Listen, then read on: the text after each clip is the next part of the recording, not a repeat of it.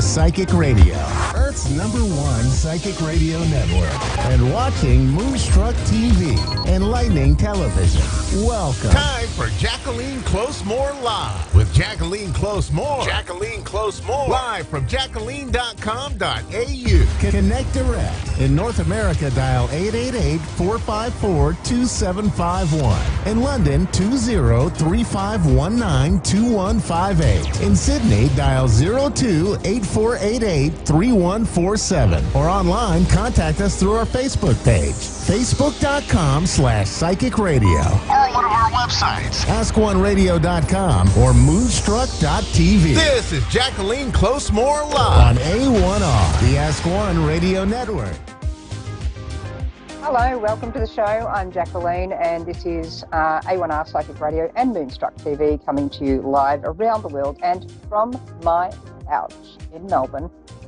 And Dave, hi there, is off in North Carolina, in Greenville, and kind of exciting times, aren't we, in? It's been interesting because I've actually had people say to me, oh, look, do you think you can do a party in July? And I'm like, can I? We're really wanting you for like 20 people. And I'm sort of like, I'm not seeing that happening. You know, I'm just sort of saying, and this is way back, I think it was March, people asking me about July. And I'm like, can you see what's coming? Like, it's now in the news. It's not even just in here with me and a lot of other sensitive people feeling this stuff coming like last year and 10 years ago. It's like, do you think you can come to a party in July? And I'm sort of like, don't think it's going to be possible, but thanks for the offer.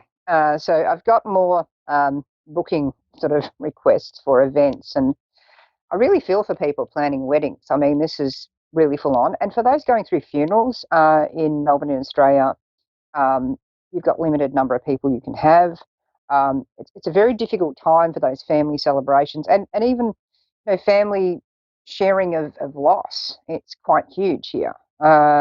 So, occasionally I'm getting these sort of, we want to throw a party, we'd like to come along, and that kind of makes me laugh. But then I'm thinking of, hey, all these people who've got really serious things they want to do, not just have me come along and make them laugh a bit, which probably could be needed anyway, frankly. But, I'm thinking for all those people who have got really serious events they want to be able to commemorate and they can't do it.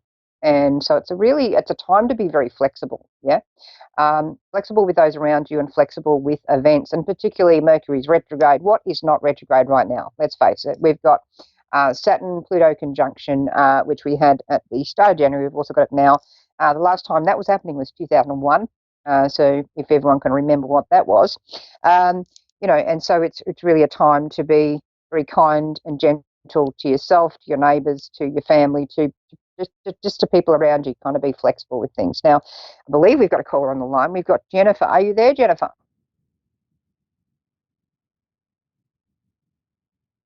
Well, she's somewhere in there. I'm not hearing a thing.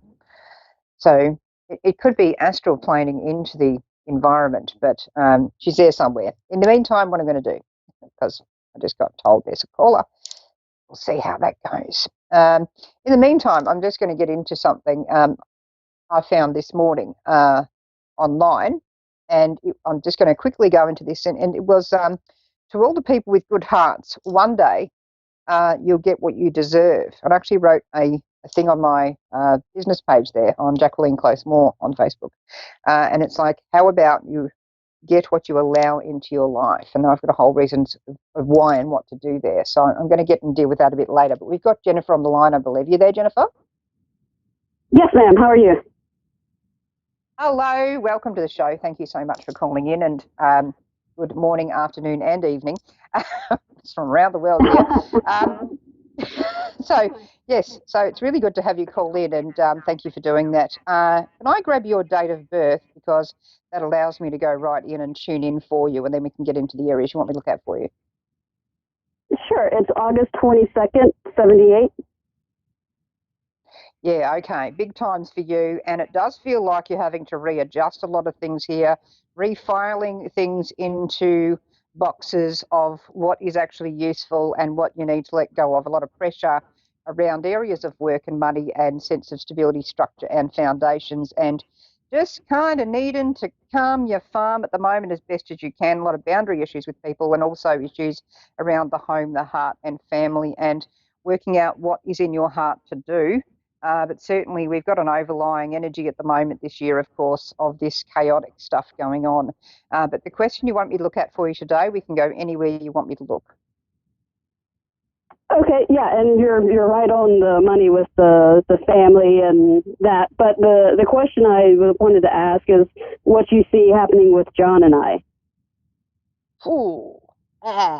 I'm feeling that. I feel like you've got to kind of whoa up those horses, hold on for dear life with yourself here. This is sort of hitting the real core of you. And I really want you to take the time for yourself and be loving to yourself in this situation, and not be, at some points you're like overgiving here, and at other points you're like reactive. And we can go into hyper arousal at times when we're outside our window of tolerance, and that's where we can sort of get a bit snappy and a bit bitey. And it's really important to try and find that middle ground in yourself here, and try and find the peace with you right now, because that's who matters the most in how you deal with this whole situation. I just feel like we've overcome a number of hurdles here, and we have to kind of keep it real for you. So self-care is very important here. 3 months and 3 years, there's this, it's like 3 months ago there's an event, 3 years ago there's another event. It's like, there's a lot of recall of past events going on that are kind of affecting this, and you're having to kind of, really keep this real, keep the integrity of what you're about.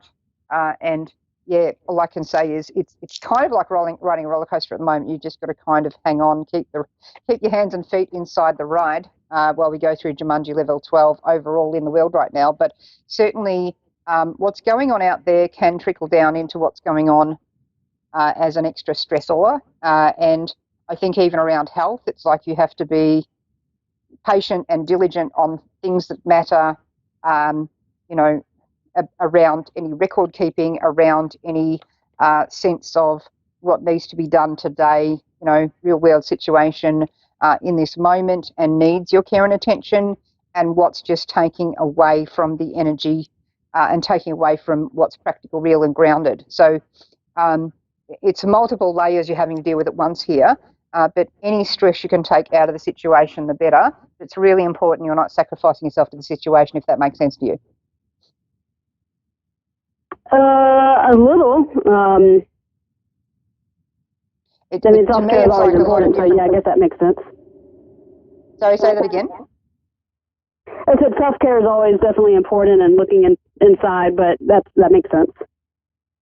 Yeah, I think it's a roller coaster that I'm getting of events around you that can be really kind of disruptive, and that's the stuff I'm saying. You're needing to kind of hold to yourself at the moment in how you deal with this, because otherwise you could be sacrificing what your needs are in this situation. And I could actually be talking about another person around you at the moment to do with that particular statement.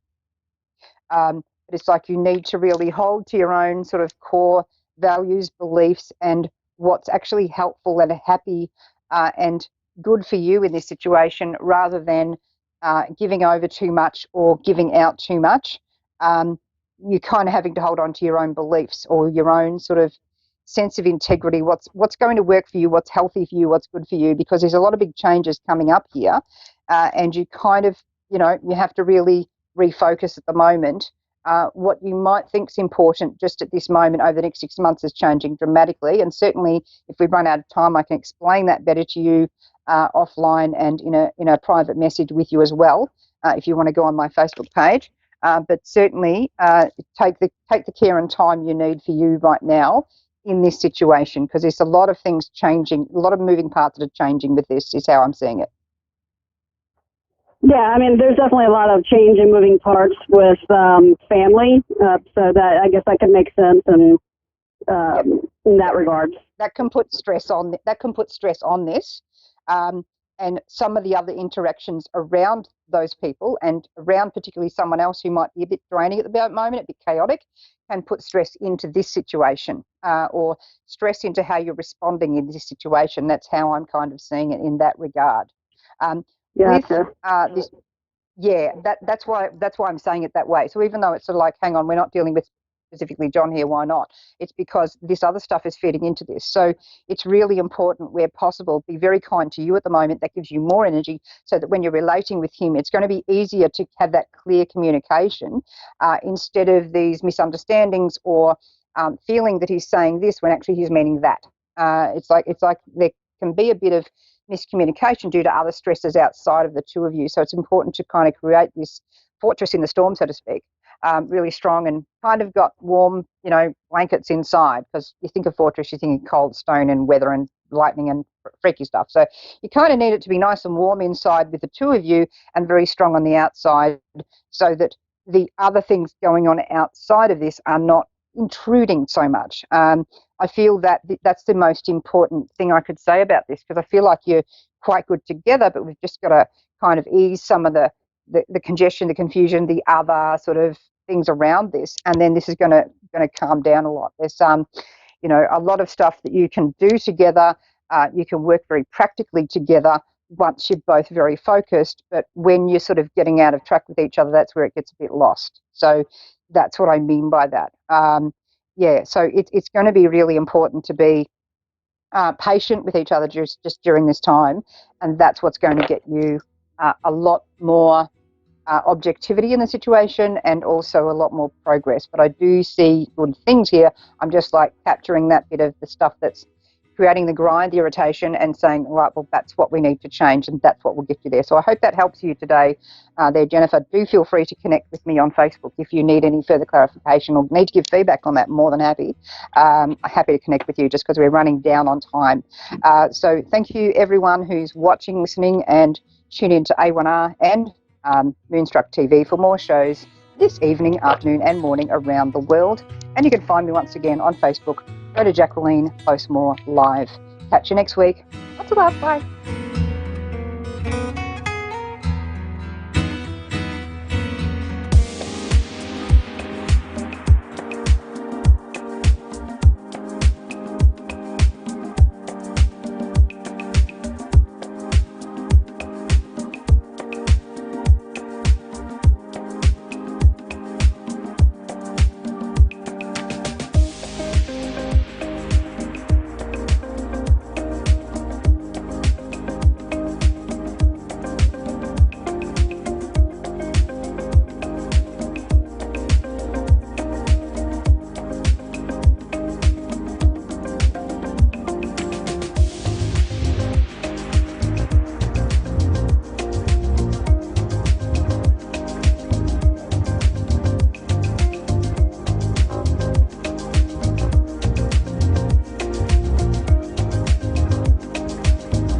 Listening to A1R Psychic Radio, Earth's #1 psychic radio network, and watching Moonstruck TV, enlightening television. Welcome. Time for Insights by Janita with Janita Francis. Live from InsightsByJanita.com. Connect direct. In North America, dial 888-454-2751. In London, 20-3519-2158. In Sydney, dial 02-8488-3147. Or online, contact us through our Facebook page, facebook.com/psychic radio. Or one of our websites, askoneradio.com or moonstruck.tv. This is Insights by Janita on A1R, the Ask One Radio Network. Hi everyone, and welcome to Insights by Janita Francis. It is a very cold, yet again cold day right here in Sydney, Australia. However, the week has been quite lovely. During the day it's been nice and sunny, very crisp, very fresh. It just takes us a little bit longer in the mornings and in the late evenings to get our bones and our arthritis going. But aside from that, they've been beautiful long days. So this week, I thought we'd talk about a few different things. I have a Strong Women Masterclass tomorrow night. That's Australian time, Thursday night. What that's all about is how to find our strong woman inside you. Sorry, guys, I've missed you out. Just for this one, I'll miss you out because women in general we underestimate how much resilience we have and how much power we have and how to correctly use that power. And we can do it with elegance and poise and dignity and all those beautiful, fluffy, feminine words, or we can do it with ass kicking. And sometimes we have to kick asses to be able to understand our own power and understand how to stand in that. And the elegance and the poise and the dignity and all those, fluffy, nicer words, that comes with practice and comes with, I know from my personal experience, and I don't mind sharing this because I think pretty much my personal life is on YouTube. I've chronologued it. When I was growing up, I had this really terrible childhood, and how things got done in that household was through anger, through really poor behaviour, actually, looking back. But you got things done by being violent, by being aggressive, by being scary, by intimidating, and that's what happened in my childhood. That's how you got heard, is how you got your point across, is how you got the things that you needed. There was no love and nurturing, gentleness, kindness, nothing like that. It was just, for me personally, and I don't know if it's just the middle child or what, but I actually felt like it was more of a burden. I sort of came along and ruined everything for everybody, and that was a very clear indication for me. So in my first relationship, I chose someone that was very similar to both of the parents, very abusive, very not nurturing, not kind, not gentle, alcohol and drug addictions, dishonesty, deceitful behaviour. Because you mirror that, you think that that's what life's all about. You think that that's normal, and it's not until you sort of grow and you have some more experiences and you expand a bit on your own personal life and how you grow that you work out that that's not normal at all. It's actually quite horrible. So in my first relationship, when that dissolved, I decided, okay, well, you need to be able to be heard. So I went a little bit overboard as far as, making sure that my needs were heard and how people were listening to me. So I was very Gestapo, I think would probably be a good word for it, very black or white. There were no shades of grey. There was no nurturing, because that's how I grew up. I thought that that's how life was. So I got rid of number one, that's okay, and then number two came along, and he was a different kind of abuser.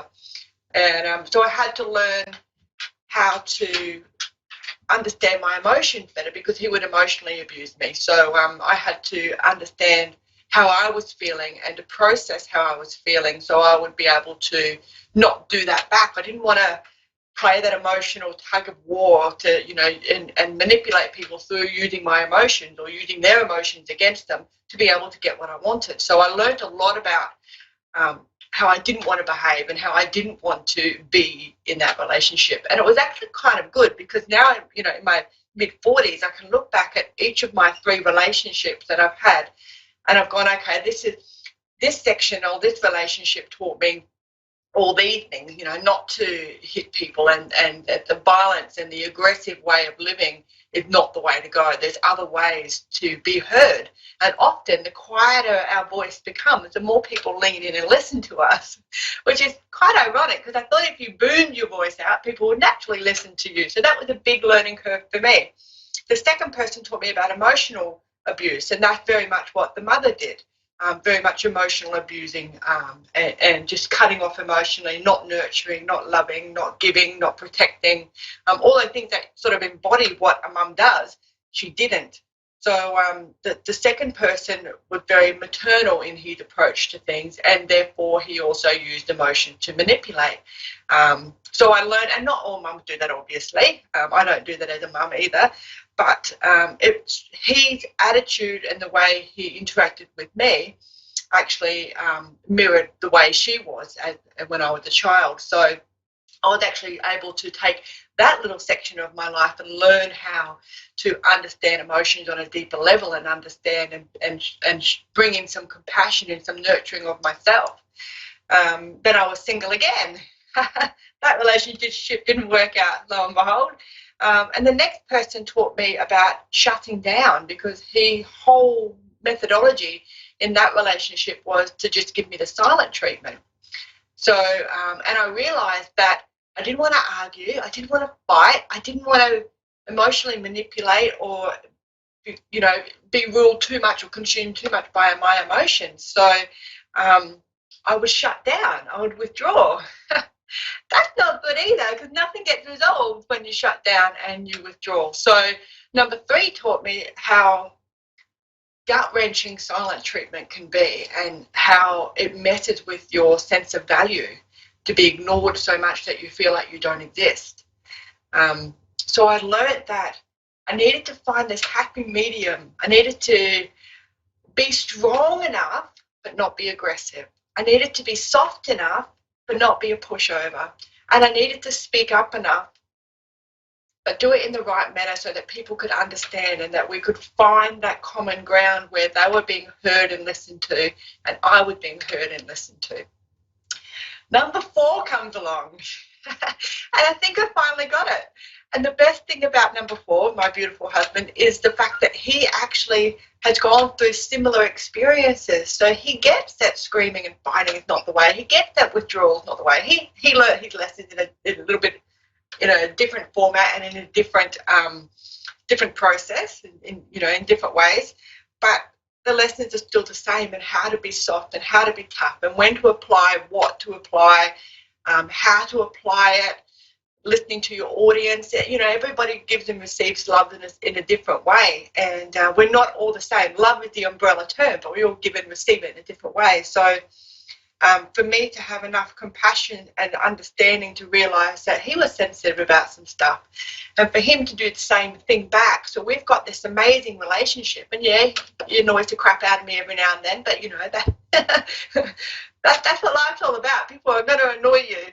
But the thing is, the coping mechanisms that we both have and how we apply ourselves and our resolve and our solutions and conflict resolution during those times when we're annoying each other, because I'm sure I annoy him too, but I won't say that to his face, and how we come out the other side of those disagreements or those times when we need to sit down and have those really tough conversations and make sure that we're being heard and making sure that we're understanding and we're listening to understand, we're not listening to reply. And a lot of people get in that cycle, and I certainly got in that cycle myself with the first 3 relationships where I was listening to reply. I wasn't listening to what he was saying to me, any of those 3. I was too busy thinking, crap, how am I going to get out of this? Do I get aggressive? Do I get sooky? Do I cry? Do I go and lock myself away? What do I do? How do I cope with this? And I don't have to worry about that anymore, because I know that now, living in that monster house growing up, having those 3 abusive relationships have taught me the lessons. I'm a doer, okay? I can't read a book on abuse and go, oh yeah, I've got that. I actually have to live the experience. And going through all those lessons and learning about those things and having them in 3 separate partners, which was ideal, because that meant that I wasn't being overwhelmed with the abuse. I was actually being able to take them down into manageable chunks and dissect them and understand them properly and give all my focus to that lesson about me that I was learning. They were teaching me about me. I didn't feel like that at the time, okay? I'll let you know. Hindsight tells us that was a lesson that we needed to look for the moral of the story or what we were going to get out of it. But look, it was difficult and shitty, and I wouldn't want to live through it again. But I wouldn't change it, because my understanding of who I am and how I apply my knowledge to myself, my own life, and how I apply my knowledge when I'm doing my metaphysics education, and how I'm empowering women in particular to find that common ground, find that understanding. I wouldn't swap all of my experiences for anything. Absolutely no way whatsoever. So, yeah. But that's it. That's what I wanted to share. So if you've got some time, Thursday night Australian time, that will be 7 p.m. Australian time, which would be ridiculously early for you guys, but I will pop it up on YouTube. You can get copies of all of my free masterclasses and workshops. I do not charge for these at all, because I want to share the knowledge that I've experienced, that I've learned, that I've researched, that I've understood from other people's experiences as well. and just spread the word that, life is fantastic when we apply our learned mechanisms and we don't do it from a place of fear. We actually do it from a place of, okay, I've got this. I can be a strong, empowered person. All right, guys, that's it from Insight by Janita Francis for this week. Please do join me next week on Moonstruck and A1R Radio Network. You can catch us on iHeartRadio as well. My podcast will be on tonight, and you can always catch me for a private mentoring session at www.insightbyjanita.com. Thank you very much for your time, and we'll see you all again next week. Bye for now.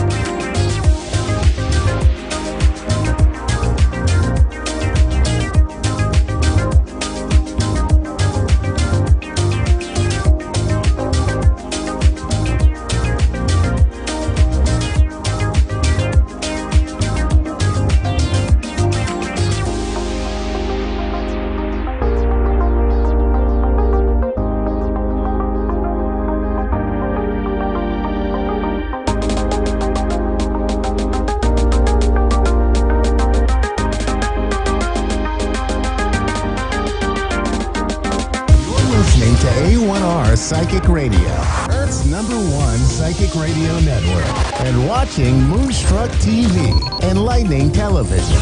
Welcome. Time for New York City Celebrity Psychic with Perry Lyons.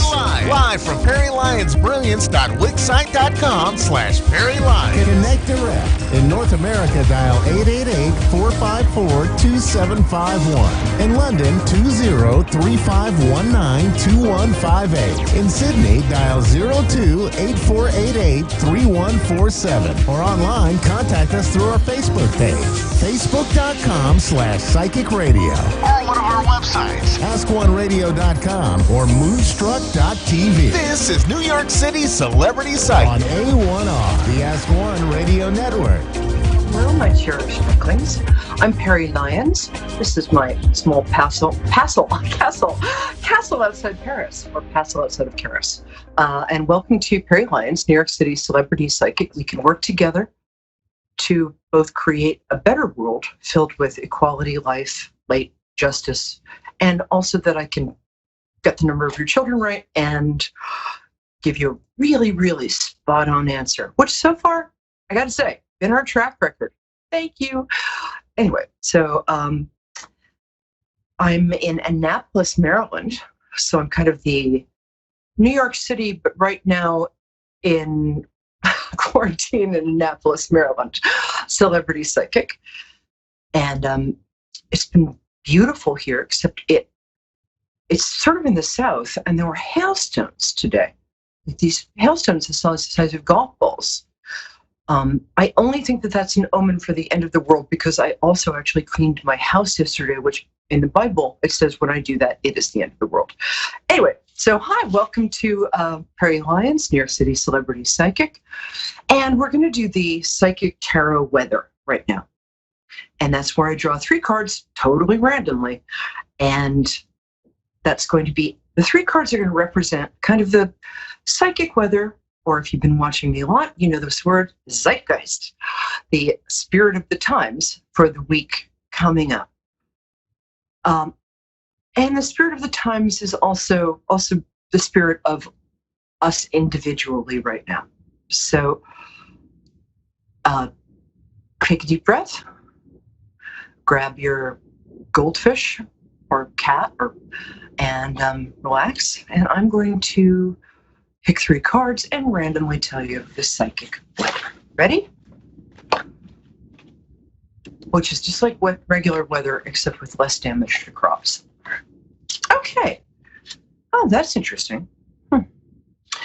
Okay, I'll even show you what it is. The Queen of Wands it's an energy that's going to be entering probably around Friday is what I'm getting. And this is a very outgoing female, kind of a female energy. So if you're a woman, which I happen to be, it means that towards the end of this week, you're going to be sort of channeling into your divine feminine goddess self. And you're going to be feeling like you've got a surge of energy. You've had a lot of realizations during this time. You're kind of ready to take over the world. I personally have taken over the northeast corner of my living room. But it also means that there's a very strong woman or female energy that's going to pop up sort of either in politics or on the world kind of radar this week. Okay. That's interesting. The next card is, again, having to do with feminine energy being honored in our culture more, or being recognized. This is the High Priestess. So for each of us individually, this means that either we're honoring our feminine, intuitive, and I don't mean feminine, you don't have to be a woman to have a feminine, intuitive side. But this is a week in which we're going to be kind of getting more still. We're going to be open to more kind of, we'll say, synchronicities, cosmic responses, direct responses to our questions or wishes. And we're going to find that things we've been thinking about for a long time are going to start sort of showing up in our lives. It's a good week to start a meditation practice. It's a good week to kind of learn mindfulness, and it's a terrific week to just pay attention to your own intuition and your own psychic self. Thanks. Okay, this is the last one. We're going to rustle around in here. Okay. Oh, isn't that interesting? The Hierophant card. We're going to get some news about like governmental structures, and there might be some change this week, or rumors of change. Like one of the candidates might gain some real footing this week, and somebody. A Hierophant has to do with institutions, so that's and cultural institutions. So that's like schools, that's marriages, that's political or government. And when you get the Hierophant, it means in your own life, there's going to be something coming up to do with following rules, like the government rules. This is a week that a lot of people are filing their taxes. It also has to do with like church, anything that's an institution that's kind of has rules, that's a little bigger than we are, and that we kind of have to pay attention to. So you might be thinking about school for your kids coming up in September, or I think this has a lot to do with like registering to vote and paying taxes. Sorry about that. That's not very exciting, but it's good. And this also has to do with in your own life. It's a good time to really think of yourself. Take back your power. Think of yourself as being the person with power in your own life. It's a good time to set up a structure or plans for the next month. And it's a good time to sort of think about what habits you want to cultivate in order to have the life you want to have. So there we go. And while I'm waiting for our first caller to sort of get her pizza and get her jammies and get set up, this past 3 months has been a season in which there have been a lot of eclipses. I didn't used to believe, we got Alicia in Charleston, South Carolina. Hi, Alicia. I'm just going to finish the sentence. And Charleston, it's so funny. I was just looking at tickets to Charleston, so maybe I'll come visit you. I was about to say that, wait a minute. You know what? I have no idea what I was about to say, and I'd rather talk to Alicia. Is it Alicia or Alicia, dear? Hi, welcome. Dear, you there? Oh, I'm here. Oh, good. Nice to meet you. So I like to connect with Nice people. to meet you. Thank you. Through their birthdays. So if you can tell me what day your birthday is, that'd be great. January 27, 84. Oh, cool. So 84. Oh, you're Year of the Tiger. Just barely. And an Aquarius. We love that. And do you pronounce your name Alicia or Alicia?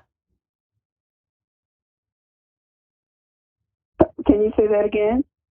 Sure. Do you pronounce your name Alicia or Alicia? Alicia, Alicia. Yeah. That's pretty. Nice. Okay. This feels to me like we kind of have two questions. Let's see what we can get done for you today. If you have a work and a love question, which one would you like to start off with?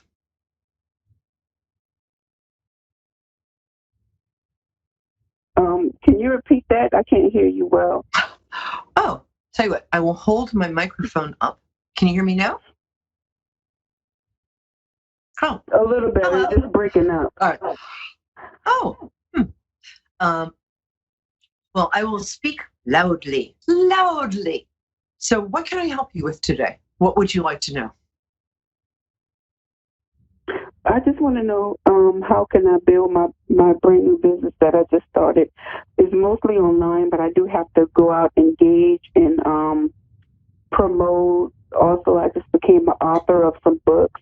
I'm also a life insurance agent. I just need to know what strategies do I need to take to make it work, because so many people are not so receptive. I don't know if it's because they don't want to help or they feel the help they need, or maybe I'm just not approaching the correct way. Basically, I'm just trying to get my maximum finances I can receive from my business. Being self-employed, where I don't have to work for anybody anymore. I think that's a great question. And you can do this. The problem is you're a little too scattered. The other problem is right now, the best strategy that I'm getting for you, and let me illustrate this with sort of a little example. Okay, if you're a kid on the beach, right, and you want to build a sandcastle, and you don't know the other kids, you want to get other kids to help you build a sandcastle, right? But if you go up to each kid and say, I want to build a sandcastle, you want to help? They'd be like, I'm busy. I don't know you, whatever. However, if you sit down and build a spectacular sandcastle all on your own, pretty soon the other kids will come around and they'll say, can I help? Can I join you? So what I'm saying here is I think you need to consolidate your branding and your image and take all of the things you're doing. I'm very excited that you're an author. Do you want to tell me what one or two of your titles are so we can give you a little free advertisement in countries all over the world? What? I can't really hear you. Are you asking me what my business is about? No, I asked you if you wanted to tell me what some of the titles of your books are. I think that's in your end. Maybe go to a part of your house where the reception is better. How's that? And you're maybe you're the titles of my books? Just a title, yeah. Okay, Give you a the little... first one is called Herbal. The first one is Herbal Healing for Your Mind, and it's located at Barnes and Noble. And then the second book is Health and Wellness Tips for Caregivers, and that can be found on the Kindle Amazon store. Caregivers? I have to buy this book, Health and Wellness. I'm a caregiver for my both my partner who's cancer and for my 90-year-old mother. That's fantastic. I can't wait to buy these books. So it sounds like you're an accomplished healer and herbalist. It sounds like you're very empathetic. Right away, I can tell you that what I'd like to see you do is have, also, I think you're very attractive. So I can't see you, but I can see you with my heart. And it sounds like you're a woman of color, and there's a huge opening for your wisdom and your beauty now in our culture. So that's a great thing. All of these things work to your advantage. What I'd like to see you do is have, maybe your name and a catchy business title, or maybe just your name, consolidate, that just have an umbrella title, like you're a healer who works in different modalities, just healer and helper, something like that. And then there are so many things you can do here. What I'd like you to do is look up ways you can do on your website, you can do affiliate marketing. You can have the books for sale on your website. You can link up with a caregiver thing. You can link up with A1R, the American Cancer Society. There's so many places that are looking.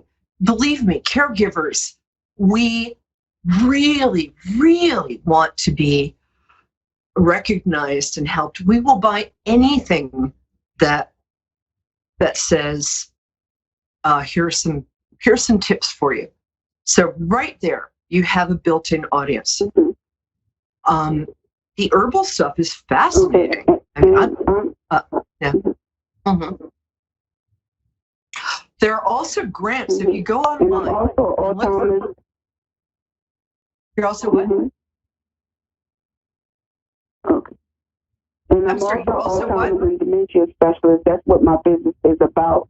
I created an e-learning course, but I have not released it yet because I have a certification that I have to receive before I'm able to release it for my state. So that's another thing that's really been bothering me. And I've been getting most of the money, but then something comes up and I have to spend the money, but I'm going to keep going because that's what's going to really make the big portion of my business. That's what my business is about, Alzheimer's and dementia. That's what my big sale is going to be, releasing that e-learning course that I built from the ground up. But I can't release it to the world until I have that certification to say that I can teach in my state. So I have the people that I'm connected with that I'm going to get certified through. I already exempt one exam I don't have to take because of my knowledge and credentials that I already have. But to become an educator, in order to release the course, I have to take that course in order to be able to release my course that I created. So I just want to know what do I need to do to make sure things work for me. I think you have, I'm going to turn this light up. I think you have enough credentials right now you don't need to be a certified educator to release an online course. You don't. Trust me. I would get on that course. See, this is the thing. I was told I had to be certified because some of the content belongs to the company that I got certified through, but it's my course because I built it from my answers. It's just their outline. So I was told I had to get certified to be able to release it if I'm going to use their content. In order for me to have my people come take a course through me so that they can get certified, I had to be certified through the company they're going to go through to say that like what I'm doing is they're taking the course through me to prepare them. Then they go to the company that I'm associated with to actually take the exam to get certified. So I was told that's the reason why I have to get certified in order to do that, so they can be able to come through me, get the course, take the course, and then go through the national company to actually sit for the exam. So the information would match that they're learning for me and going to take the test. But all my other courses, I wouldn't have to because I already have enough education and I have a degree and all that. So I'm just trying to, I don't want to let that course go to waste because it took me a while to build it.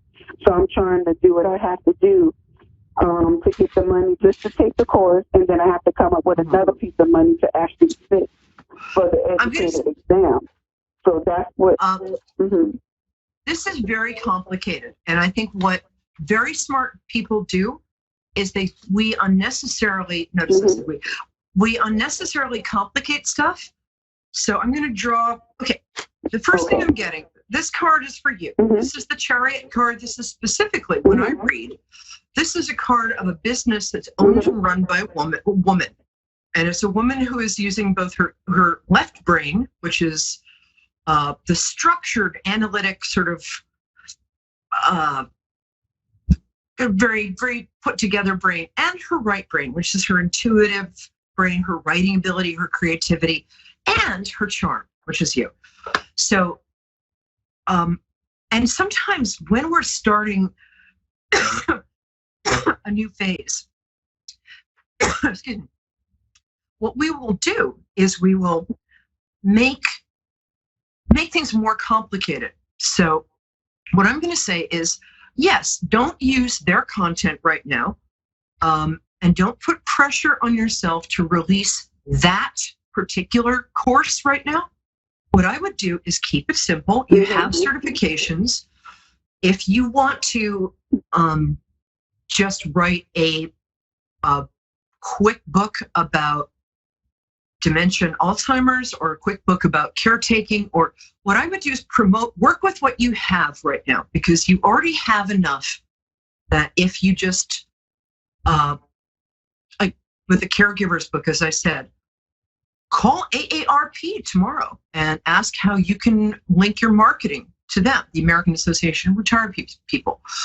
Call the Cancer Society. Offer to their big places out there that will more than meet you halfway and give you money and promote your book and have it on their website, and you get money for clicks. So there's that. I didn't think about that, because I already have two books that's already created, the health and wellness tips for caregivers. I even have a store that's built inside the book for like products and stuff that a caregiver is going to always need. You don't have to be in the medical world. Everybody's a caregiver at some point. You're taking care of somebody. And then my other book is the herbal healing for your mind. It's based on Alzheimer's and dementia. Like, what herbs would you use to that can help with dementia, Alzheimer's? What foods is best to eat? Like, I already have two books that's out, but I didn't think to call these different societies, because I'm already subscribed and a member of them. I didn't think to call them and tell them what I have to offer. Yeah, and the fact that you're already a member and a subscriber makes it even better. They're going to be interested. There's also small business grants, and also, you know, a lot of my friends were African American and in the same situation as I am. They get a little miffed because sometimes the resources aren't geared to their interests, their cultures, and their way of thinking. So there's a whole huge market there for you. Can you see that? There are. And I couldn't hear the beginning of what you were saying. Would I be able to go back and hear that, because it was messing up real bad? This must be meant for me to hear this piece, because it's so very clear. I couldn't hear you in the beginning, what you were saying, the first 5 minutes. Well, I'm so glad you can hear it now. And just go to YouTube and put in, my name is Perry Lyons, so that's P-E-R-I, Perry Lyons, L-Y-O-N-S, and it's Perry Lyons, New York City Celebrity Psychic. It'll come up on YouTube. This will be up tomorrow. You can go back and listen to it, but there's a huge amount of opportunity around you right now. And what I'm going to say is it P-E-R-R-I? P-E-R-I, 1R, like periwinkle. Yeah, like periwinkle, P-E-1-R-I. You got a pencil and paper? I'm writing it down. I can hand it to you through the phone. It's so important.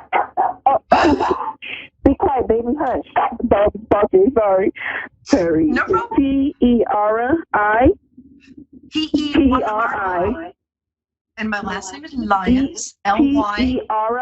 P-E-R-I. Oh, I can't hear you. P-E. P-E-R-I.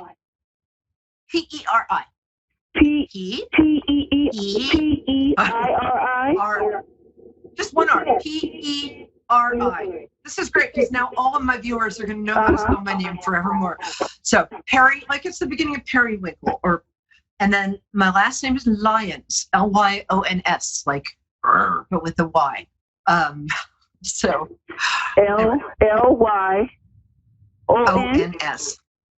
Yes, and L-Y-O-N-S. L-Y-O-N-S. Okay, Perry Lyons. Okay. And everybody's welcome to do this. You're welcome to go to YouTube. A lot of useful information on my site. If you watch a couple of shows, there's meditations, and I'll just pick a couple of shows, and I think there's a lot of good stuff for you there. Now, because I'm going to make you my only caller today, if that's okay, because you have so much to offer the world, and I just want to encourage you. Okay. Yeah. And to the lovely person who is waiting, thank you for waiting. Call next week and we'll put you on top of the list, okay? And now, back to you, Alicia. Hi, dear. First of all, let's use this opportunity, because life is about recognizing opportunities and taking advantage of them while they're right in front of you. So just say your first and last names and where people can find your books. How's that? That's a start. So your first name is Alicia. What's your last name? Mm-hmm. Reed, R-E-I-D. Okay, Alicia Reed. And tell me the names of the books. Okay, my first book is in Barnes & Noble. It is called Herbal Healing for Your Mind. Great. And can I get that in Amazon as well? Yes, on Kindle, that book is just on Barnes & Noble. I haven't uploaded to Amazon yet, but my other book is on Amazon Kindle, and it is called Health and Wellness Tips for Caregivers. And when you type that in, when you go into the Kindle store, my book is ranked first. It's the first book. That's terrific. So this is what I get from you, because you're starting a whole new life as a successful entrepreneur. And the only thing with you, and the cards just told me this, I picked another few cards while you were talking. And the cards say that sometimes you can kind of get in your own way a bit. You can overthink and overcomplicate. Yes. And when you do that, just take a deep breath. I overthink a lot. Yes, you do. I'm very analytical. Oh my God. Barry, you are so right. Oh, this is so much fun. A lot. You are so right. I had one just before you called me. Oh my gosh. You're so right. So and I know that because you have the kind of, thank you for saying that, because you have the kind of intelligence that also can sometimes go with a little anxiety.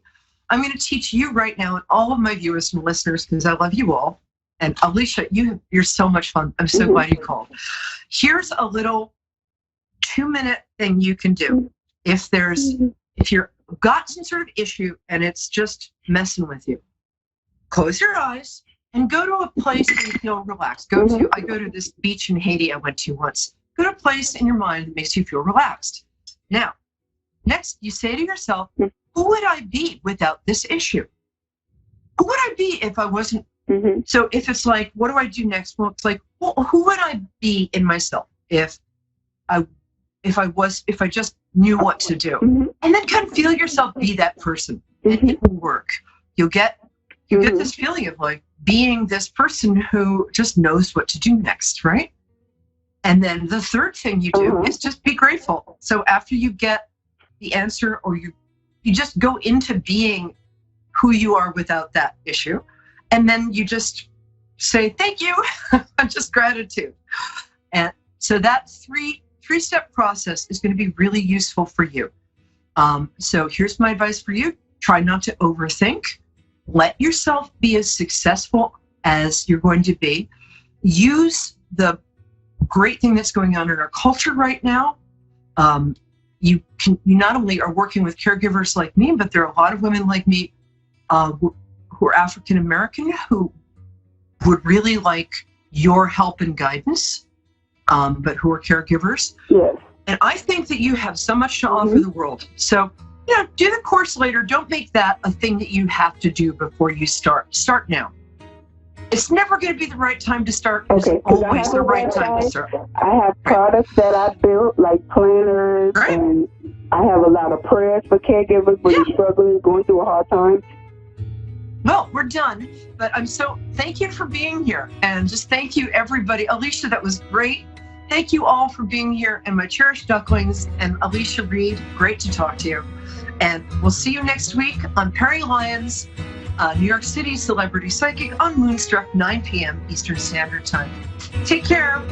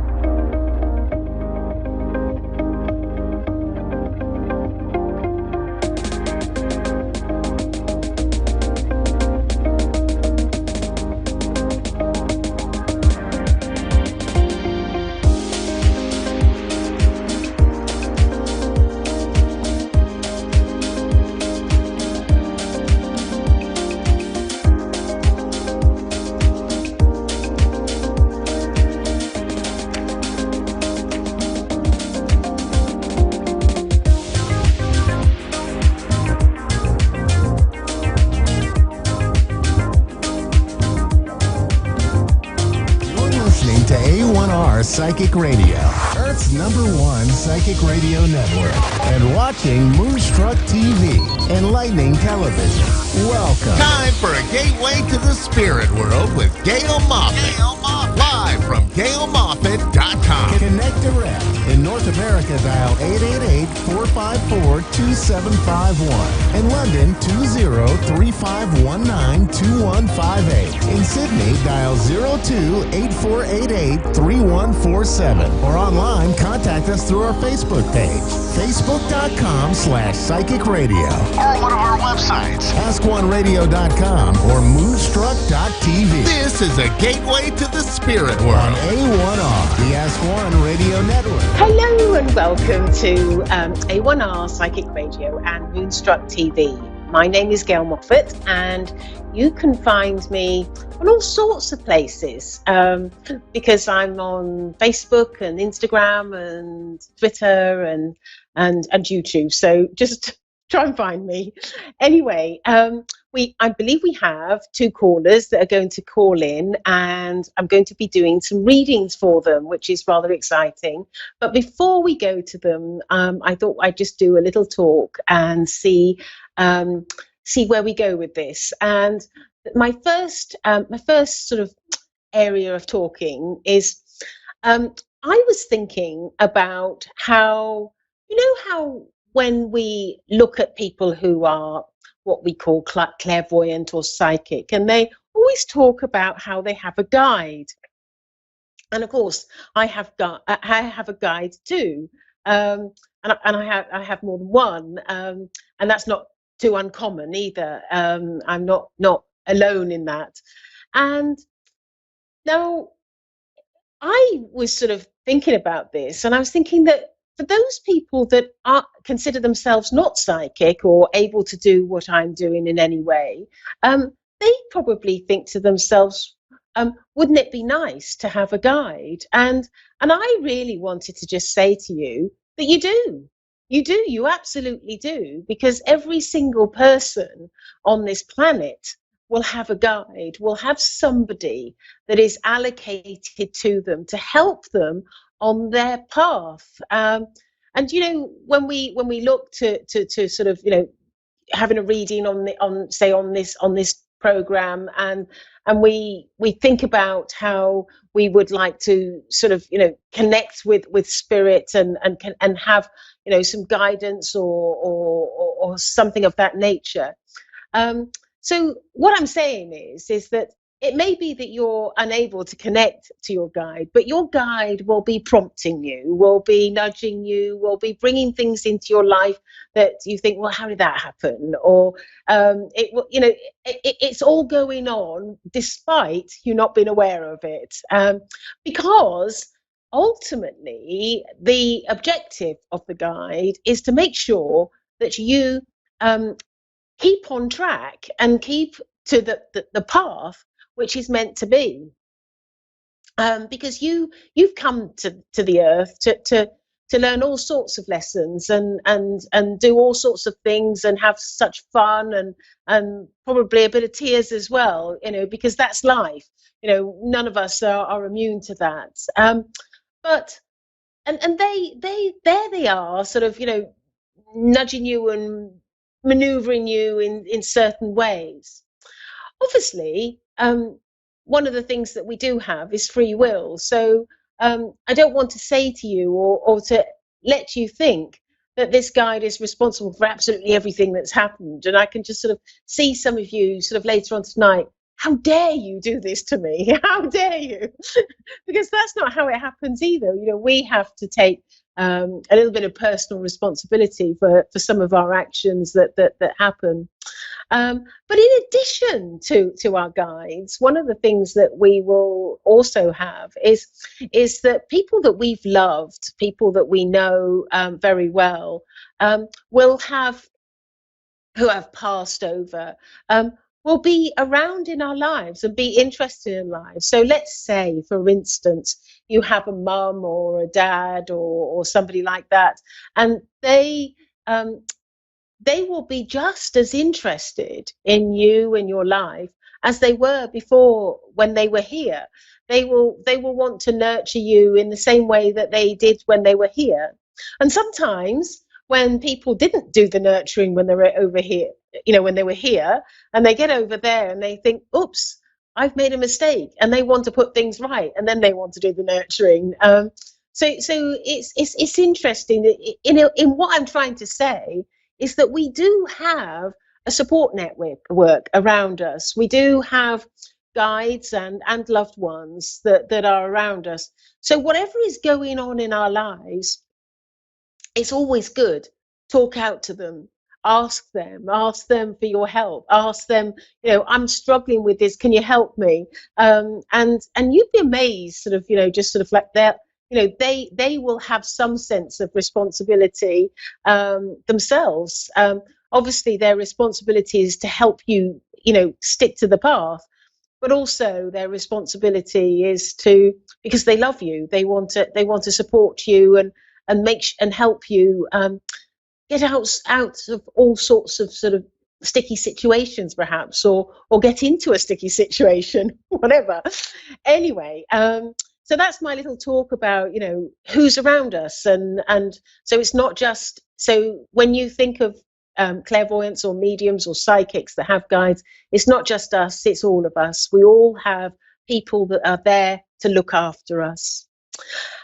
So I think we can go to a caller, and I believe we have Jean in Mandeville, Louisiana. Are you there, Jean? Yes, I am, Gail. Oh, hello, and how are you today? I'm fine. How about you? I'm all right, but I'm absolutely fed up with this lockdown. I'm desperate to go out, but I'm not. But I'm also too scared to as well. But anyway, we have different rules and regulations over in England than what you've got there. So I don't know what's going on in Louisiana, because different states have different situations, don't they? Right. Anyway, I am a medium, and what that means is I'm able to connect to my guide, and I can either look to give guidance, or I can connect to somebody that you've loved that has passed over and bring them forward. Is there a particular way that you would like me to work? I would love guidance, and it would be nice if somebody who I loved and missed could come through. Okay. Well, as I'm standing here, I was going to sort of, pin you down as to what sort of guidance you want, but I've got somebody sort of pressing on me at the moment, and I feel that you have a grandfather that's in spirit, and I almost want to call him like Grandpop or that sort of name. Would that make sense to you? No, I was really hoping my mother come through to me, or my sister who passed. Did you say your mother or your sister? No, my brother or my sister. Oh, brother and sister. Because well, I've got a gentleman, and I feel and I feel that he went. This person that I've got here is I feel is a grandfather, and I feel like I want to go on your father's side of the family, and he's making me feel that there wasn't a strong connection with you. Does that make sense? There was no connection with the Right. no. Okay.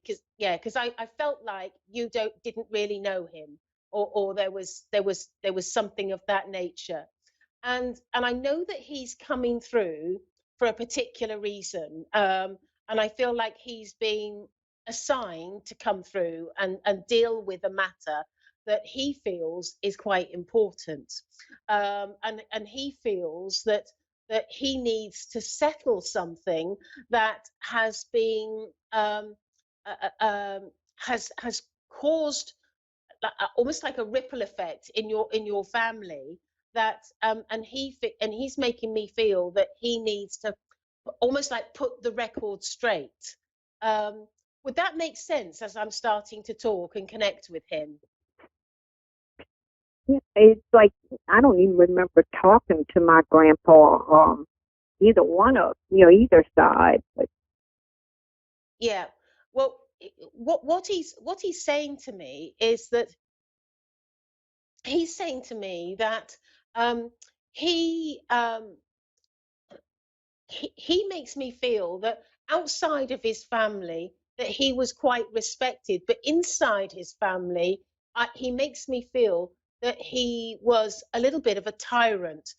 He was quite difficult and demanding, and and I feel that he wasn't always kind to your father, and I feel also that um, he caused your father a lot of pain and hurt as a result of his actions. And and I I don't know whether what actually happened, why there's this sort of gap, but I know that he feels responsible for how your father is, because as a result, he's saying to me, as a result of his actions, his concern is that he affected your father in a way that sort of wounded him. And I don't mean in a physical wound. I mean more of an emotional wound.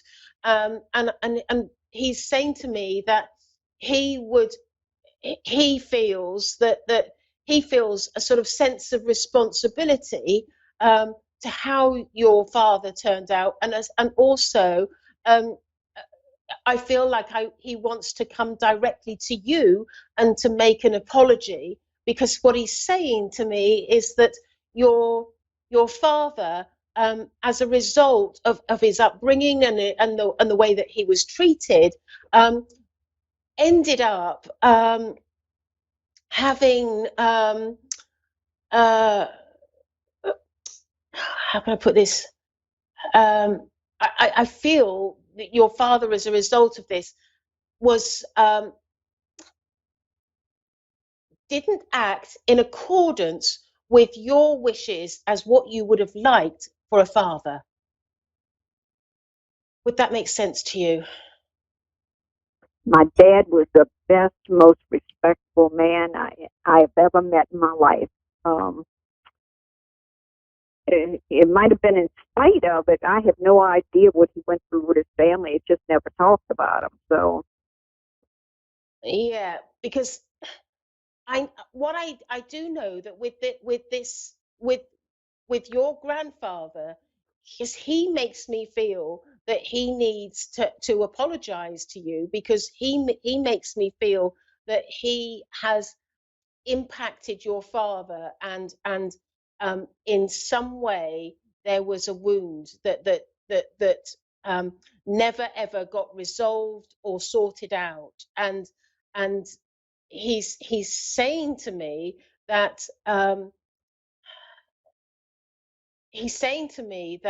he feels that he is he just keeps on saying to me he's responsible for how your father how your father there is something with your father that he your grandfather feels that your father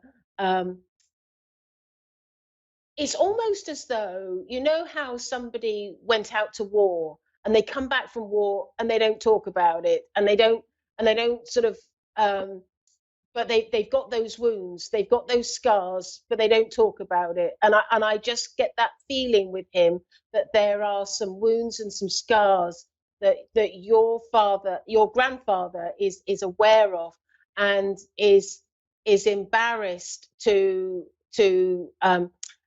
let you know that he would have liked to have been a better father to him. And also, in addition to that, if he feels that if he was a better father to him, then he perhaps would have had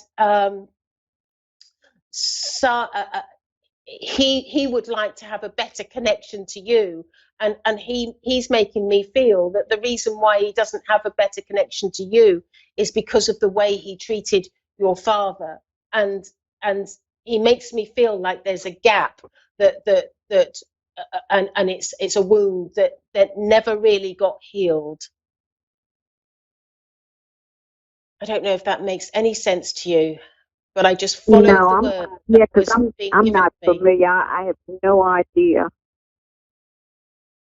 Okay, well, is there anyone that you can ask about this? Because I don't want to force something on you, but I do feel I got that quite clearly. It's because he's making me feel like he should have been a better father, grandfather to better father to your father.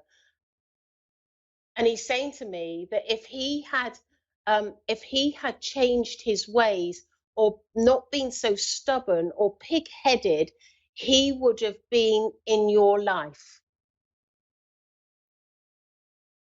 And I feel like he makes me feel like he lived quite a long life as well. And I don't feel like he passed young. And because he's saying to me that, and he's just really wanting to apologize to you because as a result of his actions, you were restricted in your family life. And I feel that your restriction is not having him in your life. But perhaps you can, is there anyone that you could ask? Because not that I know of, no. That's a shame, isn't it? Yeah. Maybe you should go to another medium then, because I feel like this is a strong message that is wanting to come through, and I think that this is something that because he needs to get his. It's like, in my experience, what happens is that when people go over to the spirit world, they get their knuckles rapped for things that they have done, and what will happen is that through mediums they will always want to come back and apologize, and I feel very strongly that his actions impacted family life, because I don't know what happened, whether he passed early or whether he was estranged from your father. But for one reason or another, I know that he feels guilty because he should have been there to support you and your family in the later years, and he wasn't. And he makes me feel that it was direct. He is a direct result of his actions, his behavior, and how he hurt your father. And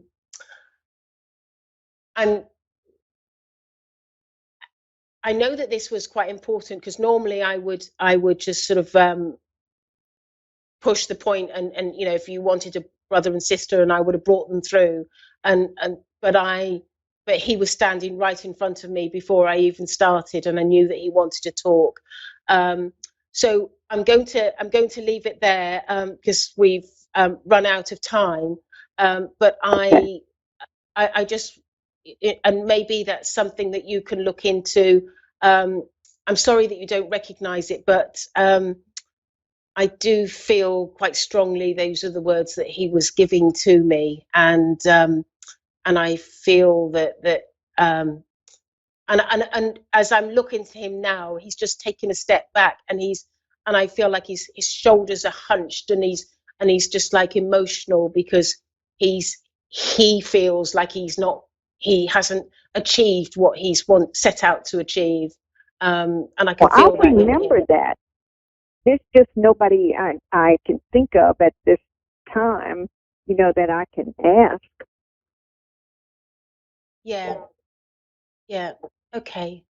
All right. Well, I've got another caller waiting. But if you want to connect with me and talk to me further, do find me on Facebook. My name is Gail Moffat, and maybe we could have a little bit of a chat in more detail or something like that, which is fine. Thank you so much, Gail. I appreciate it. Oh, no problem. And I hope we can throw some light on this, because sometimes it's the things that we don't know about is the biggest proof about mediumship. And so let's see what happens. And thank you very much for calling in, Jean. Thank you. Thank you. So I have now I'm not quite sure how to pronounce Lene in Syracuse, New York. Are you there? Good. How are you? I'm very well. How are you? So I am a medium, and I am able to connect to loved ones or give you guidance. Is there a particular way that you would like me to work? Probably more so guidance. Okay, and where would you like me to focus? We're very short of time, so let's get to the point so I can give you what you need. Okay. Maybe like with relationships or like career and like life-wise with the like well. I've got relationship, career, and then something else I didn't quite catch. Wealth.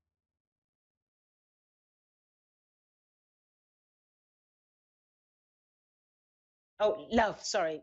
And is there somebody in particular that you'd like me to focus on, or to see who's going to come forward? We'll just see what happens. Right, okay. So I have I'm just going to go straight to my guides and see what he has to say. I'm being told that you have in your love life, I'm being told that you've got yourself in a bit of a pickle more than once, and I feel like your emotions and your love life I feel like it's gone up and down and up and down, and I feel like that it hasn't sort of particularly run smoothly for you. Would that make sense? Yeah, definitely. And I'm being told also that that you have been asking out, why can't I have that perfect relationship? Why can't I, fall in love? Why can't I? Does that make sense? Yeah. And I feel also that one of the things that I'm being told is that your your your like relationships of the future, I'm what I'm being told is I almost feel like some of the people that you have sort of dated or been involved with or whatever, I feel like you've really had your fingers burnt. But what I'm being told is that you've learned numerous lessons from this situation.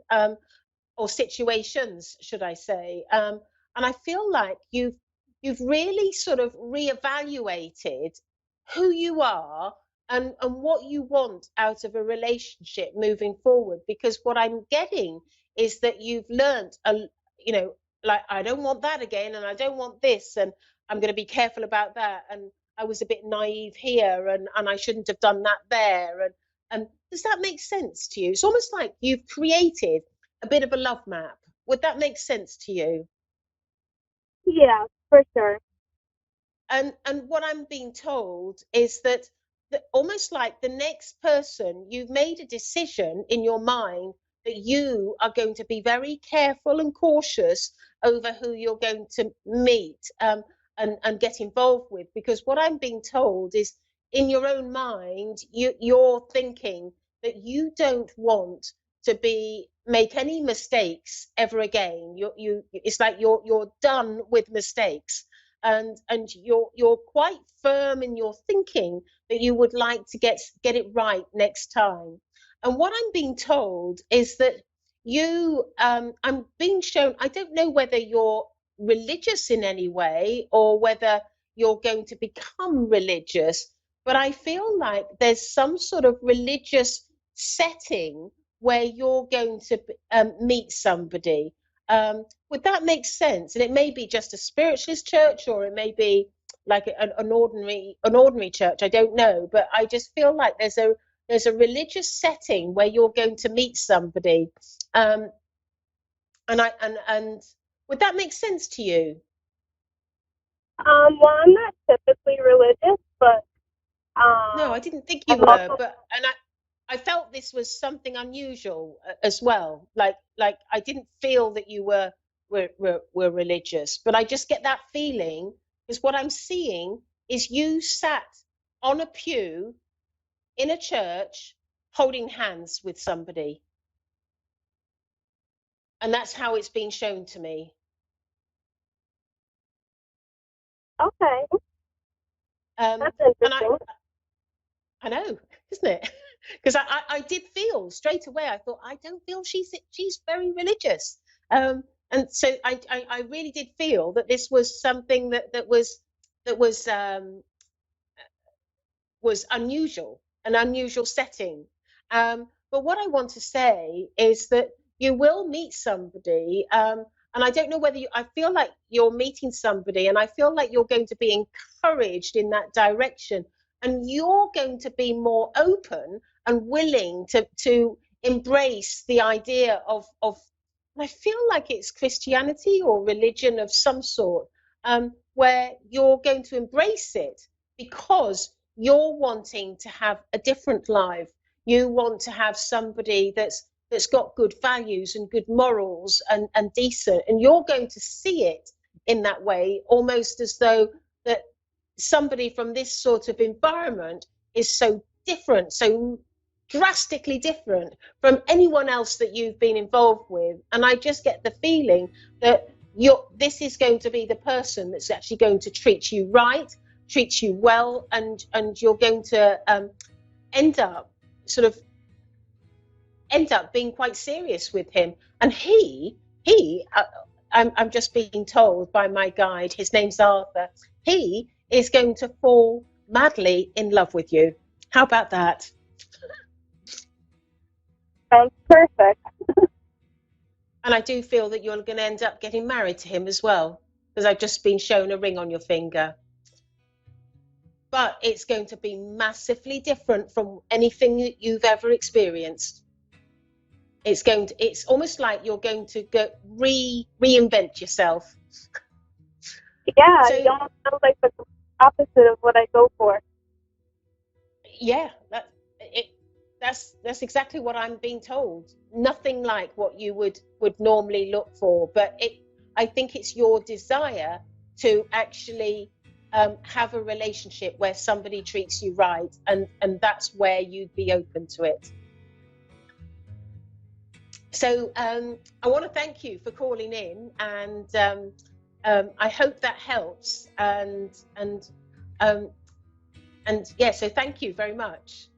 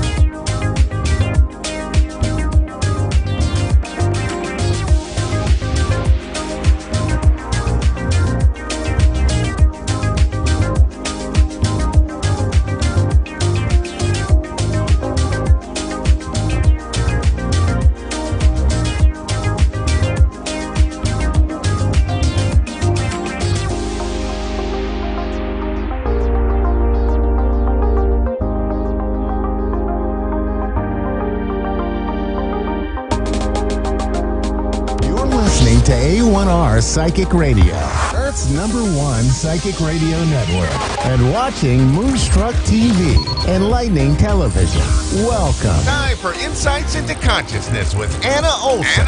Live from AnnaOlsonIntuitive.com. Connect direct. In North America, dial 888-454-2751. In London, 20-3519-2158. In Sydney, dial 02-8488-3147.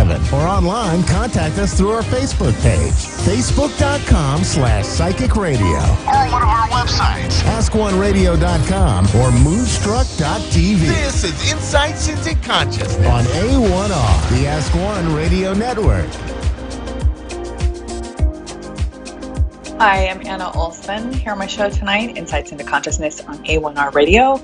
I'm here every Thursday, Pacific Standard Time at 6:30, Eastern Standard Time, 9:30. And today I just wanted to go over some questions that I know a lot of people have right now, some topics that are on a lot of people's minds.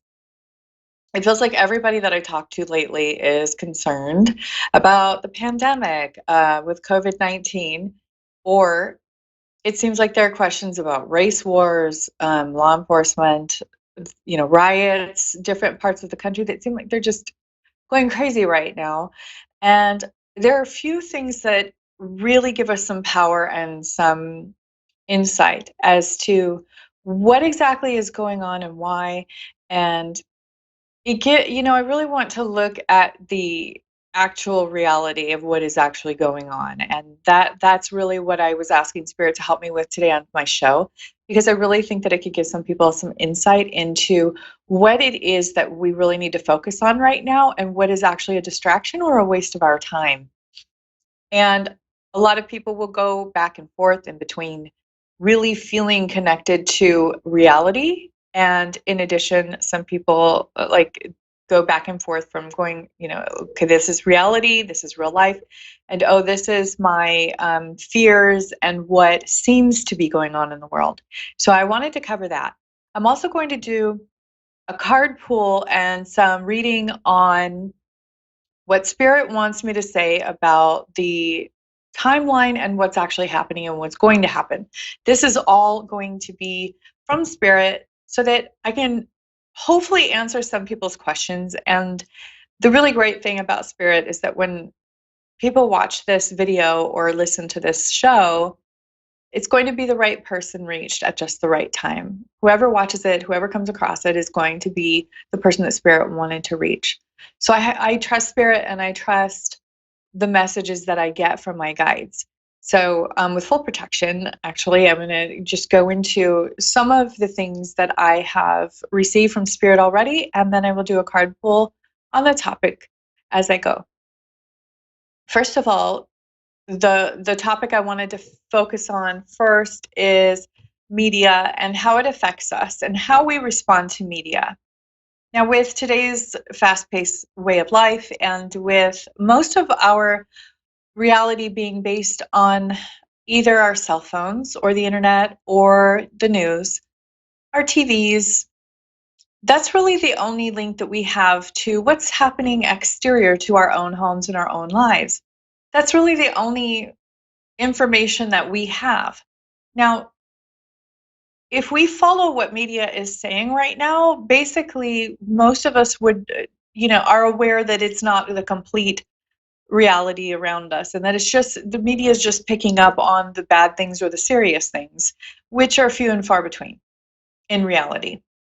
Now, with how much hype is going on lately, though, I think a lot of people are being caught up in it. And then when we are isolated to our homes or to one small area during a pandemic, really that's the only link we have to the outside world. A lot of our days or a lot of our times that we're spending in our daily lives. A lot of people are not even work right now. Many people are working from home, or they are utilizing unemployment. And, it's really been interesting to see how people's minds and consciousness have shifted during this time. I want to bring the awareness back to the fact that if we go out in the world, these things we're seeing in the media are happening in a very minuscule scale. So most of the time, most people are good. And most of the time, these things happening are rare. The world is not ending, the sky is not falling. And with everyone inside during this pandemic and either loss of employment or employment inside the home, people are losing out on that connection to going outside, being around other people, and they're losing touch with reality a little bit. And I have to warn that there's a delusional piece of this where we are internalizing what we are seeing in this very minuscule percentage of what is our reality on the media. And that is something to really be aware of from what I get from Spirit, to get off your phones, to get off our phones. I know I've had days where I'm on my phone way too much, where I'm looking at the media, I'm looking at the news. So the news is there, the media is there to let people know what's going on and to inform the public of things that are extreme, rare, and more or less a very small percentage of reality. In addition, media only gets a very small percentage of what actually happens in these small percentage of the time situations and circumstances or events. When we look at full videos of incidences or circumstances and we compare it to a small clip, it tells a completely different story. When we have somebody who's being attacked, let's say violently on video, and it's 30 seconds long, and all you see is somebody being horribly attacked, of course, our first inclination is to ask ourselves, well, what happened before then? You go to look at the full video, like let's say that's 5 minutes, and then you go to see that this was actually an act of self-defense. Or if you play it in slow motion, you can see that there are things that you miss when you play it full speed because there's so much that the human eye misses at any given time. And when somebody is in a situation of life or death, they can see things more clearly because of neuroepinephrine or adrenaline that is released by the adrenal glands with norepinephrine in the brain, which slows down time seemingly, and they can notice every little detail. Whereas when a person who is just watching an incident on, let's say a video, they're seeing it in real time with no adrenaline or norepinephrine to aid in slowing down detailed basically clips of that time frame. Now, when we are judging other people from a distance, that's only hurting ourselves because it's bringing in a very negative vibe into our electromagnetic field. We are much better off looking at our own immediate reality and seeing how we can improve that and improve the realities of other people, especially the people who we hold close to us and who we love, and to really work on our relationships. Even with our pets. Our pets are going to be really scared with this 4th of July stuff going on and fireworks. And do you have, Benadryl or whatever else the veterinarian would suggest that you give your dog? Always ask your veterinarian first, because Benadryl can interact with other medications. And I don't ever diagnose or suggest any sort of drugs for animals or humans. But if that's what your vet says, are we doing that? Are we basically really taking care of us, ourselves, and our own? And I feel like that's what we need to come back to, that's really get out of other people's business or vibe and get back into ourselves. So the media is a very hyped up, big scale, widely spread rendition of probably a fake reality, most of the time a fake reality. And they're blowing it up as it's actual reality when it is in fact not the case. The fact is that usually is a very small percentage of the time that is the case, and then we have to open it up to, how do you interpret it? Were you there? Did you see every detail? What was left out? Was there a story before that? Was this person, there's just all of these things that we cannot possibly understand or judge, and that's why it's not our job to judge these things.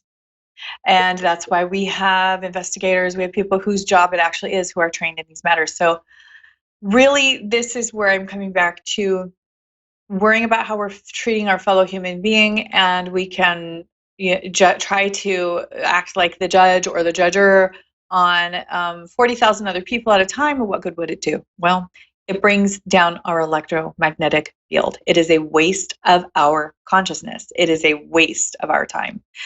Now, I could even go as far as to say, in addition, it is a negative vacuum effect to our time, our electromagnetic field, and what we could really be bringing ourselves forward and doing. If we spent all the time that we have spent stressing out about things that we weren't even there for, that don't involve us, that don't have anything to do with our lives personally, let's say, okay, that we really can't do anything about.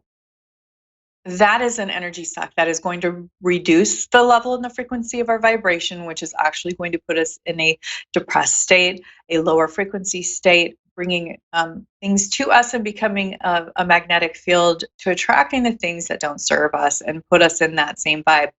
Our aura, our electromagnetic field, our nervous system is actually an antenna. It brings things and attracts things to us according to the frequency that we are on. It is physics, it's science. You cannot surpass this in any way. We as human beings have to adjust our thoughts to attract good things to us, or the things that we want in our lives. If we are on a good vibe of love and above, love, joy, happiness, we will emanate that vibe and we will attract that to us. Now, this is science. This is not some idea somebody came up with that isn't proven. Many people through experience and experiential means have proven this time and time again, and they have taught it. And I myself also have practiced this, and I know that it is something that works. That said, I wanted to really look at what is going on in the world and what it's really about, so that we have real answers based on reality. So what I do is I ask Spirit, what Spirit is ready or feels it is appropriate to reveal at this time. The first thing that I go into is, why are we having the pandemic? Okay, I can give you my own experience first and foremost, and that is that what I've noticed with all of the people I've been working with, I work with a lot of people pretty regularly. And what I've noticed is an increase in their higher consciousness during this time, during the pandemic. Many people who study enlightenment, the power of consciousness, the law of attraction, we all have a very clear understanding that this pandemic and everything that's going on right now is really increasing our consciousness, helping us to realize what's important, how to focus on the current moment, the present moment, how to focus on the now, and really look at what is it that's important for now, what is it that we can actually do something about. Family, friends, less materialism, shallow things, focusing more on increasing our emotional intelligence, even our intellectual intelligence. What are we believing that people are telling us? Are we so right-winged or left-winged that we can't see any sort of balance in between? Are we actually considering somebody else's life or their perspective or their life experience? These are all good questions to ask ourselves. And I really feel that the more we get away from anything digital, it's not only good for our physical body, but it's also good for our minds, our spirits, our electromagnetic field. And we'll start getting back to reality and really figuring out how to problem solve and how to make our situation better. A lot of people are coming down with depression right now because of the lack of sunshine, the lack of moving, getting out, socializing. There are ways that we can surpass this. And then I think most of our digital time should just be spent FaceTiming or calling people on video, phone, interacting with people who we haven't been able to see for a while, extending love and care for those that we care about, and really just job searches, things like that. Media is not our friend right now. Social media can be our friend if it helps with our income. But I really do feel that the more that we are focusing on the negative, the more it will bring down the universal consciousness to a lower frequency of fear or anger or hate or wanting to fight. So Mother Teresa is one of my main people that I have looked up to for a long time. And I always remember her talking about she would definitely love to be part of a movement to protest or to go and, well, I don't even know if she'd be part of a protest, because her idea of really doing good in the world and really making things press forward is to go and advocate for something positive, for what you do want, what she does want in the world, something good, not to fight or go against something that she doesn't like, because Mother Teresa got to where she was because she understood the law of attraction in a way of spirituality and through Christianity, that when we focus on what we do want and we focus on what is positive and what cause we want to have more of, pro-peace would be her event, not anti-war. She would never be part of anti-anything. She would only be pro insert your positive subject or topic. So I think when we are approaching it in this way, there's more room for love and connection to others and really making a movement go forward in our lives. That said, I'm going to pull a card, and I'm just going to start with a reading from Spirit about the current situation. And I've had all my own conversations about it. So what I do is I put that into the back of my head. I clear it out of my consciousness. And what I do is I just listen to Spirit to see what Spirit has to say to everyone, because oftentimes, if not all the time, it's extremely different from what I would have said or from what I would have gotten on my own. So the first thing that I'm going to do is pull a card with the question, where did this pandemic come from? Why is it in the world right now? The first question that I'm asking, I'm processing and I'm meditating on the answer. So I actually got the Eight of Wands. What I see is it's a power struggle. So this is what I suspected, warfare. It's a type of warfare where there's a play of power at hand, and it doesn't have to make sense in the media, because again, the media doesn't even know half of what's going on with the higher ups in politics or in the world. We have secret agencies for a reason, because they're secret. They don't tell the media anything, and they don't tell anybody anything. So we do have top secret lots of things, guys. There's a lot of higher ups. The only thing that I'm really allowed to know safely and with best interests at heart and highest and greater good is that it is a power play, and that we are entering into a battle between countries. So we're looking at something that's happening in a sense of the beginning of a power play. Now we're going to have to really figure out who's going to come out on top with the economy, and who in the world is going to be ahead in general. Now, if a country, I'm feeling like if a country doesn't have enough weapons, one thing they can do is attack an economy of another country. Okay, I'm also getting that certain groups have had to use things like suicide soldiers and things like that, because they don't have funding. They don't have other means of going to war in a more ethical way. So we're looking at ways that poorer countries or individuals would create wars or power plays because they don't have other means to do so. So they take the only route that they can mastermind with.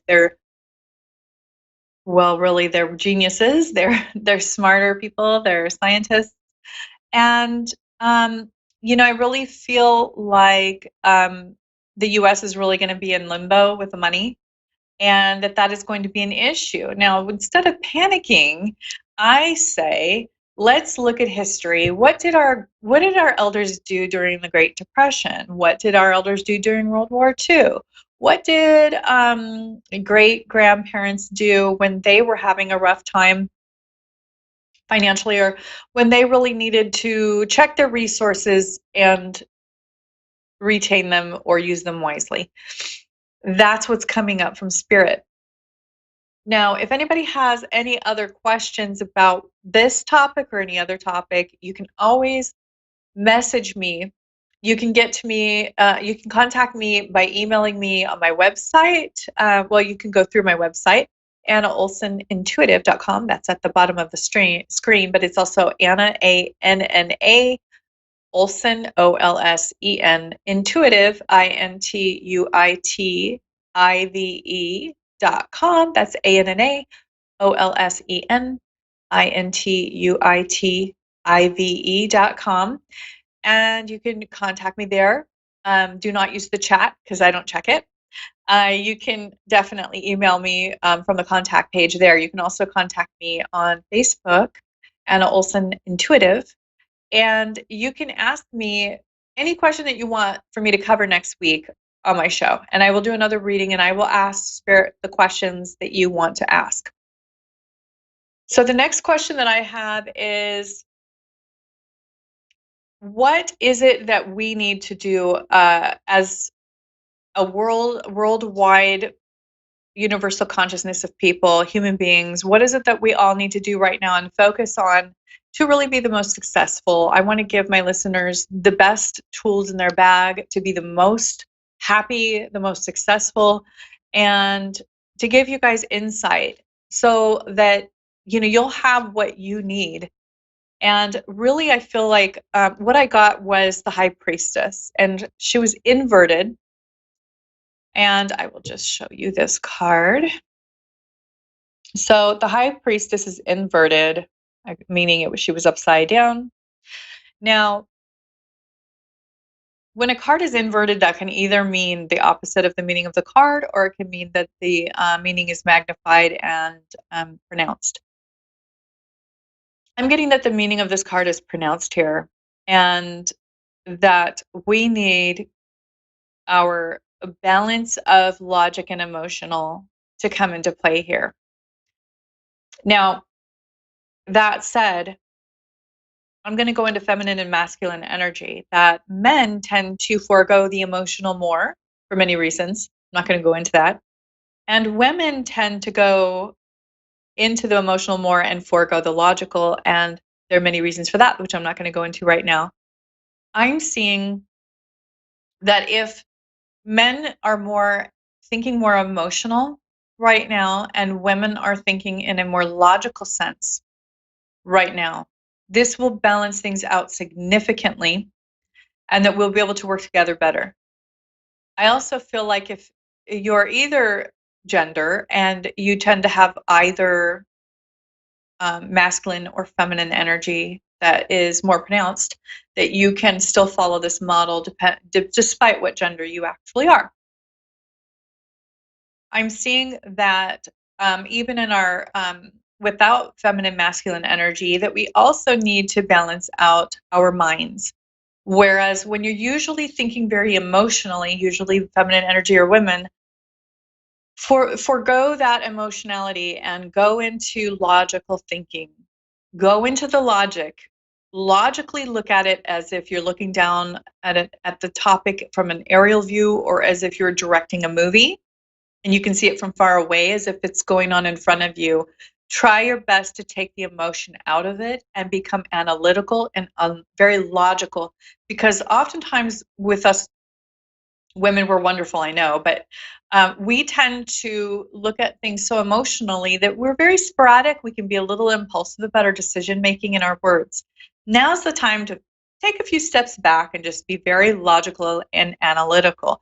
Men do the opposite of what I just said. Instead of being so analytical and logical, and perhaps stop and think about things in a more emotional way. How can you get to what your heart chakra is saying? How can you get to what your emotions are telling you? How can you get in touch with that emotional part of you? And men tend to have, or the masculine energy tends to have, a beautiful way of really evening out emotion in a very actually logical way. So this can serve us significantly right now. And I just want to point out the next card that I got is Ace of Cups. I'm going to show that very quickly. That's a beautiful cup with this overflowing amount of beautiful iridescent liquid, which to me represents finances. The cup is full, and not just full, but overflowing. And I see lotus flowers in a pond around this cup. And with the lotus flowers, we do know that that represents beauty and something, gorgeous coming out of the mud and the muck. So something beautiful and useful, because we know that they're also therapeutic, not just to look at, but to have in your space, that something beautiful and useful and amazing and gorgeous came out of the mud and the suffering. And we compare that to our lives. Something good always comes out of suffering, and something beautiful always comes out of what's bad. So when we're talking about our finances, I see that there is still a very large capability for immense financial income right now for people. And to just look at those resources and to let this be a time for us to become very resourceful and to really look at our options financially. What is it that we can do? Where is it that we can gain income, money? There are these resources. Just look for them and don't think of anything as, oh, that's not for me. Look into it, see if you can get it. Do not forego anything as if, oh, I can't do that. Now's not the time. I think that our consciousness and the way we do things is going to change significantly, even financially. I think we're going to get out of the rat race a little bit more, or even a lot more in our households. And this is going to be good for us. I think that we're long overdue for it. And I'd love to look at the positive parts of this, which is what I'm doing now. And this is what Spirit is telling me as well. So the next card that I pulled is the 10 of Wands. This is the 10 of Wands opposed to the 8 of Wands, which I first pulled. And excuse me, the 10 of Wands, let me show this one. This is a guy holding 10 wands kind of over his shoulder, and he is on his way to a castle up on a hill. He's out in this beautiful area with a sunset, and these wands have beautiful flowers on them. He's wearing kind of a neat cape. He's on his way with his power, kind of like he's taking his wands, which represent his own personal power, and he's like hiking up to the top of this castle. So this is really where it's just saying, retain your power, contain it, do not spend it all in one place. Save your stores for the long haul. Save your stores for the long journey to the castle on the hill. We're talking about finances here, we're talking about resources, and we're talking about your emotional energy. Okay, so this is basically what Spirit has said today. I'm running out of time now. I have about a minute left. But again, give me some of your questions. Let me know on Facebook. Write me, leave a comment. Give me any question you want me to answer through Spirit and through a card pull next week, and I'll do this again. I want to know exactly what you guys are thinking. If you want me to elaborate on today's show, let me know. Until next week, 6:30 Thursdays, Pacific Standard Time, 9:30 Eastern Standard Time. I will see you next week. And give me your questions. I want to know, what do you want to know? And I will answer your questions. I want everybody to feel better right now. I want to alleviate your stress. I want you to know exactly what's in store for the universal consciousness, not just for yourself, but for everyone. I'd love universal questions that apply to everybody in the world right now. So all the goings on of the world. Have a great night. Thank you so much for tuning in. Again, I'm Anna Olson, AnnaOlsonIntuitive.com. You can reach me there and on Anna Olson Intuitive on Facebook. Thanks so much and have a wonderful night. I will see you next week.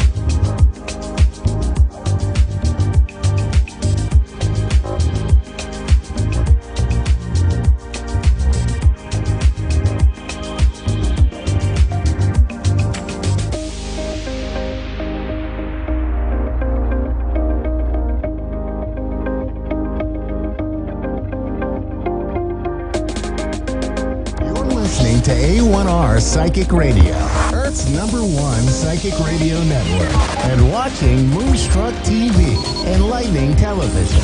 Welcome. Time for guidance with Glennis. With Glennis Ewing. Live from the tranquilroom.com.au. Connect direct. In North America, dial 888-454-2751. In London, 20-3519-2158. In Sydney, dial 02-8488-3147. Or online, contact us through our Facebook page, facebook.com/Psychic Radio. Or one of our websites, AskOneRadio.com or Moonstruck.tv. This is Guidance with Glennis on A1R, the Ask One Radio Network. Hi there, everyone. Guidance with Glennis here for another week here at the Tranquil Room in Albury, New South Wales.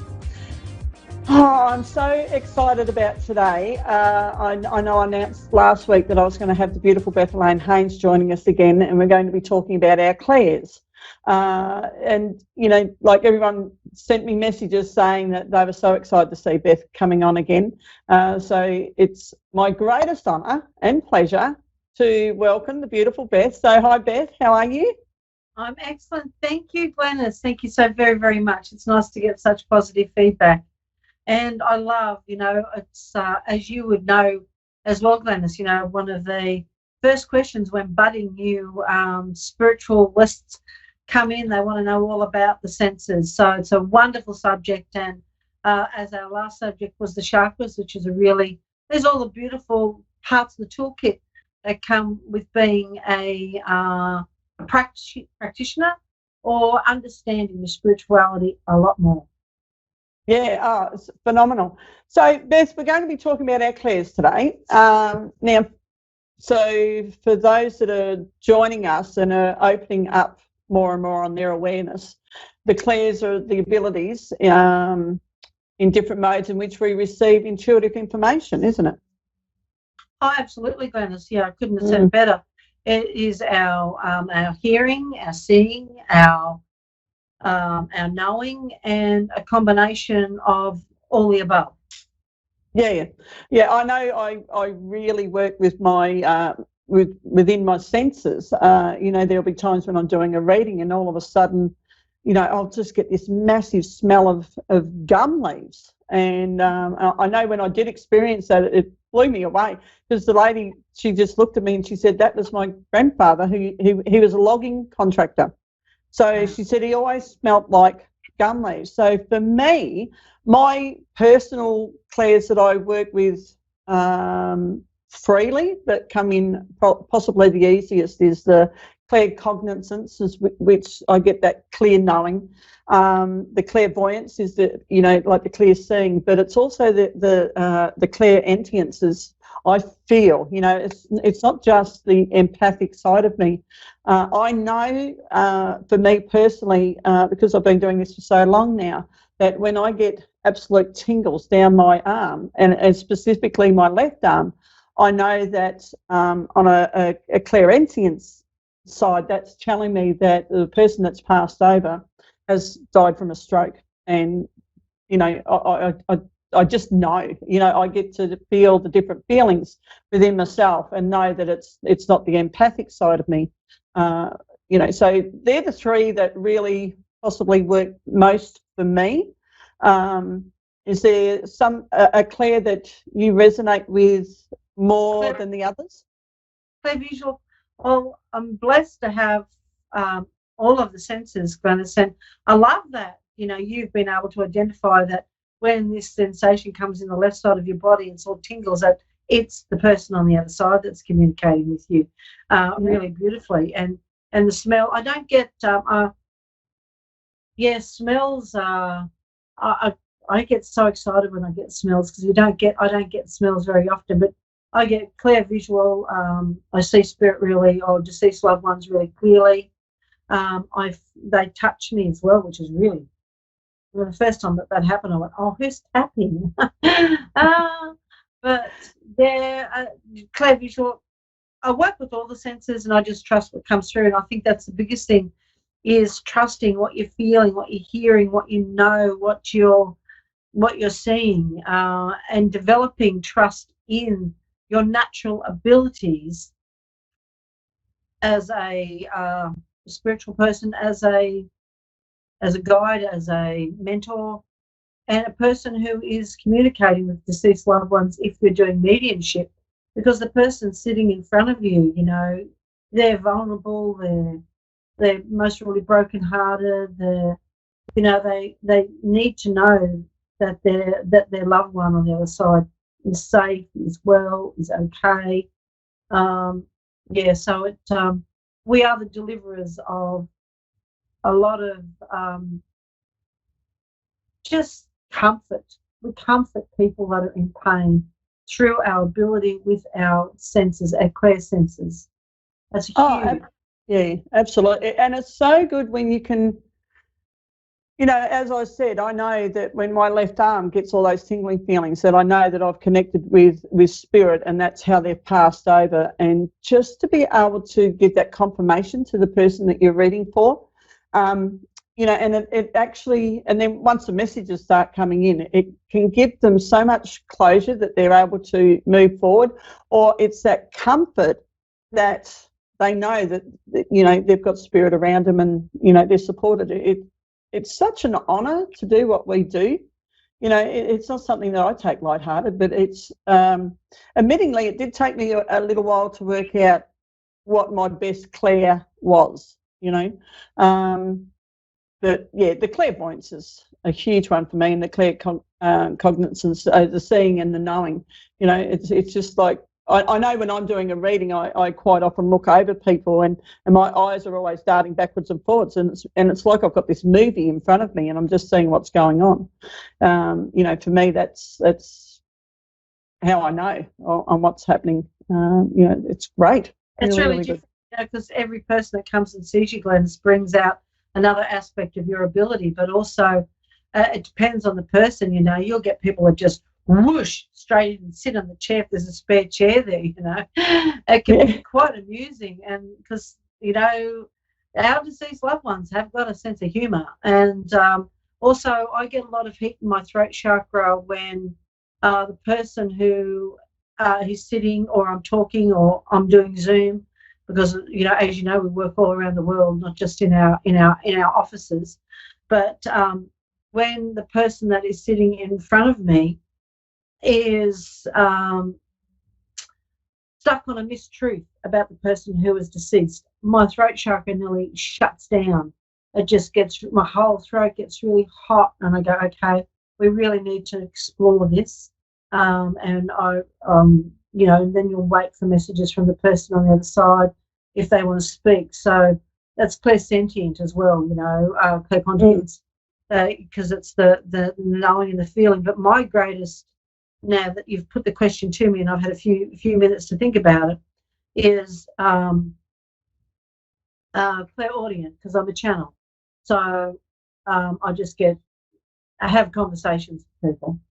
Then they may come in, then, but that doesn't always happen either, as you know. And I think it'd be really good if we explain to people the differences. Clairvisual is exactly how it's saying, clairvoyance. So that's our ability to see through our third eye, or through apparitions or visions of those from the other side, or in a different world, because the living can communicate with us like this as well. Oh, absolutely. Yes. Yeah. People, you know, my mum or people that I'm close to, they'll come to me and go, oh, okay, what have they got to say? Or do I need to check in? Like I needed to check in with you for about 3 days and didn't. Yeah, so you'll get messages from the living as well as those that are on the other side. And then the clairaudient is, you know, it could be repeat words that you hear, or could be a song on a radio. It can be, oh, who said that? You know, it can be something as simple as that. So honestly, if someone's got a message to get through, they'll make sure that they get it through. You know, you've heard of spirits throwing things around houses and knocking things off walls and taking things away, you know, putting them somewhere else. You know, so if there's a message that they need to get through, they'll make sure that we get it. And if you are sensitive to your senses, then that's a blessing, because then you'll know that you've got someone who's wanting to communicate. And that's when I always tell people to stop, to look, and to listen, and to sit with it and just allow it to happen. That's not when the phone rings, Glennis, or, I think Jenny's coming. The next minute the phone rings or they're knocking at the door. That's your ability to sense, your clear. Yeah, we're very, very blessed. We have all this amazing spiritual body that will help us understand our senses. Yeah. I know, like, I remember doing a reading for this young lady, and I said I could just tell that she was driving her grandmother's car, and I said, but it's almost like every time you go past a certain pole that the lights keep flashing. And she said, yeah. And I said, and there's a certain song on the radio, and it's almost like every time you get to that position on the road, those two things happen. And I said, but it was your grandmother's favourite song. And she said, that's exactly what happened. And you just know, and you get it coming through and you can see it. The message I got with all that was just to let her know that she was still with her, just not on a physical sense, but on a spiritual sense, absolutely. So obviously there was a lot of tears with that, but there was a lot of comfort. It's as I said before, it's such an honour to be able to bring comfort to these people. Because they come in quite vulnerable, and I say this word respectfully, almost desperately, to connect. So yeah, I just absolutely. Their grief is so profound, Glennis.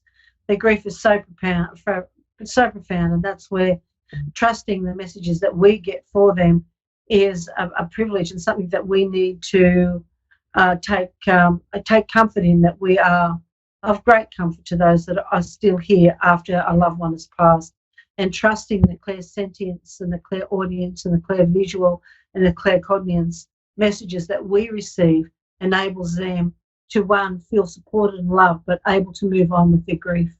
It's a blessing. Oh, absolutely. Yeah. And there are still times when I sit here and go, oh my God, when you're finished with the reading and you get time to contemplate the whole thing, it's just like, wow, that was phenomenal, and you just know that it's not that you change someone's life, but you can actually allow them to move forward, and it's just mind-blowing sometimes. Yeah, it's a privilege, Clarence. It's an absolute privilege. Yeah. Sorry. No, go, say what you're going to say. The only thing I was going to add to that is sometimes I get after messages that I have to relay as well. Yeah. Which is nice. Yeah, it's just beautiful. Yeah. Beth, are you ready to take a caller? Oh, absolutely. Yeah, sure. Okay, so we've got Charisma from Texas on. Oh, so, hi, Charisma, how are you?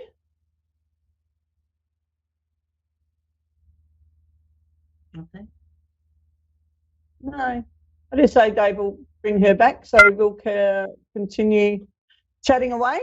So, Beth, do you ever, I know there are times, I get such a metallic taste in my mouth, and that always tells me that someone's receiving treatment. It's just, I've been able to work that out. Do you get a taste at all within your senses and working with your clairs? I see density. Okay. I see density, and usually get a message. But yeah, it's just a knowing. So that would be my clairsentient. So I get a knowing, and I feel a darkness, and see darkness. Oh. Okay. Yeah. We're just waiting for Charisma to come back on. So it's interesting when you actually get time to, and I think this is really important for anyone that's joining us today and developing their awareness to actually sit. And I know when I first started, I had pen and paper with me, and just whenever I was feeling something, I would write it down. And if I was getting this taste, I would write it down so that eventually I could see that there was an absolute pattern forming. Okay. Sorry, Beth, I'm being told that there's no video. While that's click on the, while that's happening, I'm just going to do a card. And okay. Back on. There you are. You're there. Yeah, that was weird. Yeah. There you are. All right, yeah. So pull a card, and then we'll go back to charisma. Yeah. Yeah, if she's still there. So that's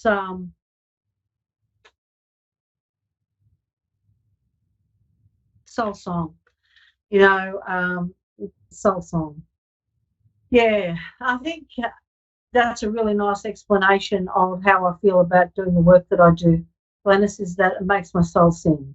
And I know that when you're able to create, or you're the medium, you're the catalyst in between realities and people's knowings and people's beings and people's lives. And if you're able to bring or open that channel within their mind, within their heart, within their soul to a greater version of who you are, both souls sing. Their soul sing and your soul sing. So because as a healer and as an empath and as a mentor and a coach and all the things and the many hats that we wear, is that we're here to bring people through. We're here to bring people through, and we utilize that and enable that through our many gifts and talents that we have developed and trusted. Not every single person is a healer. And so we have the opportunity to help people's souls sing. Okay. All right. So, Beth, we've now got Shana from New Jersey online. So, hi, Shana. How are you? I'm well. Shana. How are you? Good, darling. I'm going to pass you over to Beth, and Beth's going to do a quick reading for you. So, go ahead, Beth. Hi, Shana. How are you? I'm well. How are you? Yeah, excellent, darling. How can I be of service for you today? Do you have a question? I have a question regarding my health. I've been ill for quite some time now, ever since I had my son, and none of the doctors really seem to know why I'm sick. And like I've been dealing with like a lot of migraines. Like I'm in pain constantly, 24 hours a day, every day, and nobody really knows why. So that would be my question. Okay. Why so I'm just going am I ill? Yeah, definitely. You've got you've got a lot of congestion on your lungs and your sinuses. Okay. So I would be giving up dairy and dairy products if I were you. I'd also be contemplating giving up dairy because dairy makes mucus, and you've got a lot of mucus. And when you've got mucus encapsulating every cell in your physical and non-physical bodies, you're going to be in pain. So your body is toxic. So when your cells are toxic, you're in a lot of physical pain. You've also have on your T11, you've got lower back issues. I would be seeking maybe osteopathic, chiropractic, or maybe bone therapy, acupuncture, because your spine is way out of alignment, especially in your mid-thoracic, which is causing you heart pain. So it's almost like you feel like your chest is imploding, which isn't nice at all. Your left hip. The left hip is also your whole skeletal system. You've got one hip back, you've got your left hip, could be mirroring you, so it could be the other way around. But your left hip is back and your pelvis is out of screw. You're out of screw width, so you're like this. So you're dominant on your right side. So your emotional side, your feminine side, isn't in balance with your masculine, so you're out of balance energetically. Physically, you are your cells are not your mindset, darling. Your cells, so it's different, which is impacting upon your emotional well-being and your health. So I would suggest a detox, lots of nice soups, rich, warm food that's going to your kidneys are cold. You need to warm your kidneys. You need to warm your gut. You need to nurture yourself inwardly as well as outwardly. And then your skeletal system needs to be adjusted because it's impacting on your central nervous system and all your major organs, your heart, your kidneys. And you've got a lot of arthritics. You've got a lot of inflammation in your body. So this is causing you to be under a lot of stress and duress. So your body is inflamed. Okay. Yeah. So it's nothing with my thyroid? Oh, look, you could take, what do you call it? Yeah, slightly hypothyroid, but it's not that bad. There's a little tonic that I take. I just can't remember the name of it. It's orange. What's it called? You can get it from the health food shop. I just can't remember the name of it at the moment. But it's just a little drop. I take it myself. Isn't it silly? That would help. But a naturopath, if you go to a naturopath, she'd be able to look into your eyes and see iodine. Okay. Iodine. Iodine. I would suggest one drop. Iodine. Okay. One drop, or maybe 2 drops underneath the tongue of a morning would be really, really, really good. And a multivitamin B or B12 drop as well, because it's impacting on your central nervous system, all this pain that you're in. So you need to calm your central nervous system and get some iodine just to balance out the thyroid. It's not too bad at the moment. It's not that bad that it's impacting on your physical being, although bringing it into balance would be of huge benefit for you. Okay. My pleasure. Yeah, that was powerful. Shana, just really take on board everything that Beth has told you. And straight away for me personally, I actually felt that there's a nerve being pinched for you as well. And I feel that started through the childbirth. I would be taking on board everything that Beth has said. The first place I'd start would be a naturopath. Yeah, that's what I'm getting, because they, and then maybe an osteopath or because I wanted to see like a functional medicine doctor, but my insurance won't cover it, and it's very expensive. So I kind of wanted to get like all of my body completely checked, like all of my like vitamin levels and all that stuff, and kind of like really dive into my body to see, what could be causing all of this, because nobody else has an answer for me. Yeah, intuitively you know exactly what's right for you. So you are absolutely right, and that's exactly it. See if you could do an exchange offer. I don't know what you do yourself personally, but just see if you could do an exchange for some of your treatments or something like that.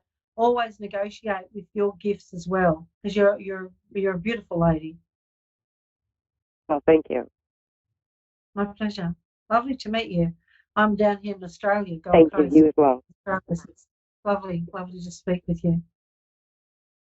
Shana, I'm also getting 8 weeks, and you're going to really start feeling a massive change.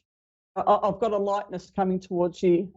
So if you take on board everything that Beth has said and just start immediately is what I'm saying.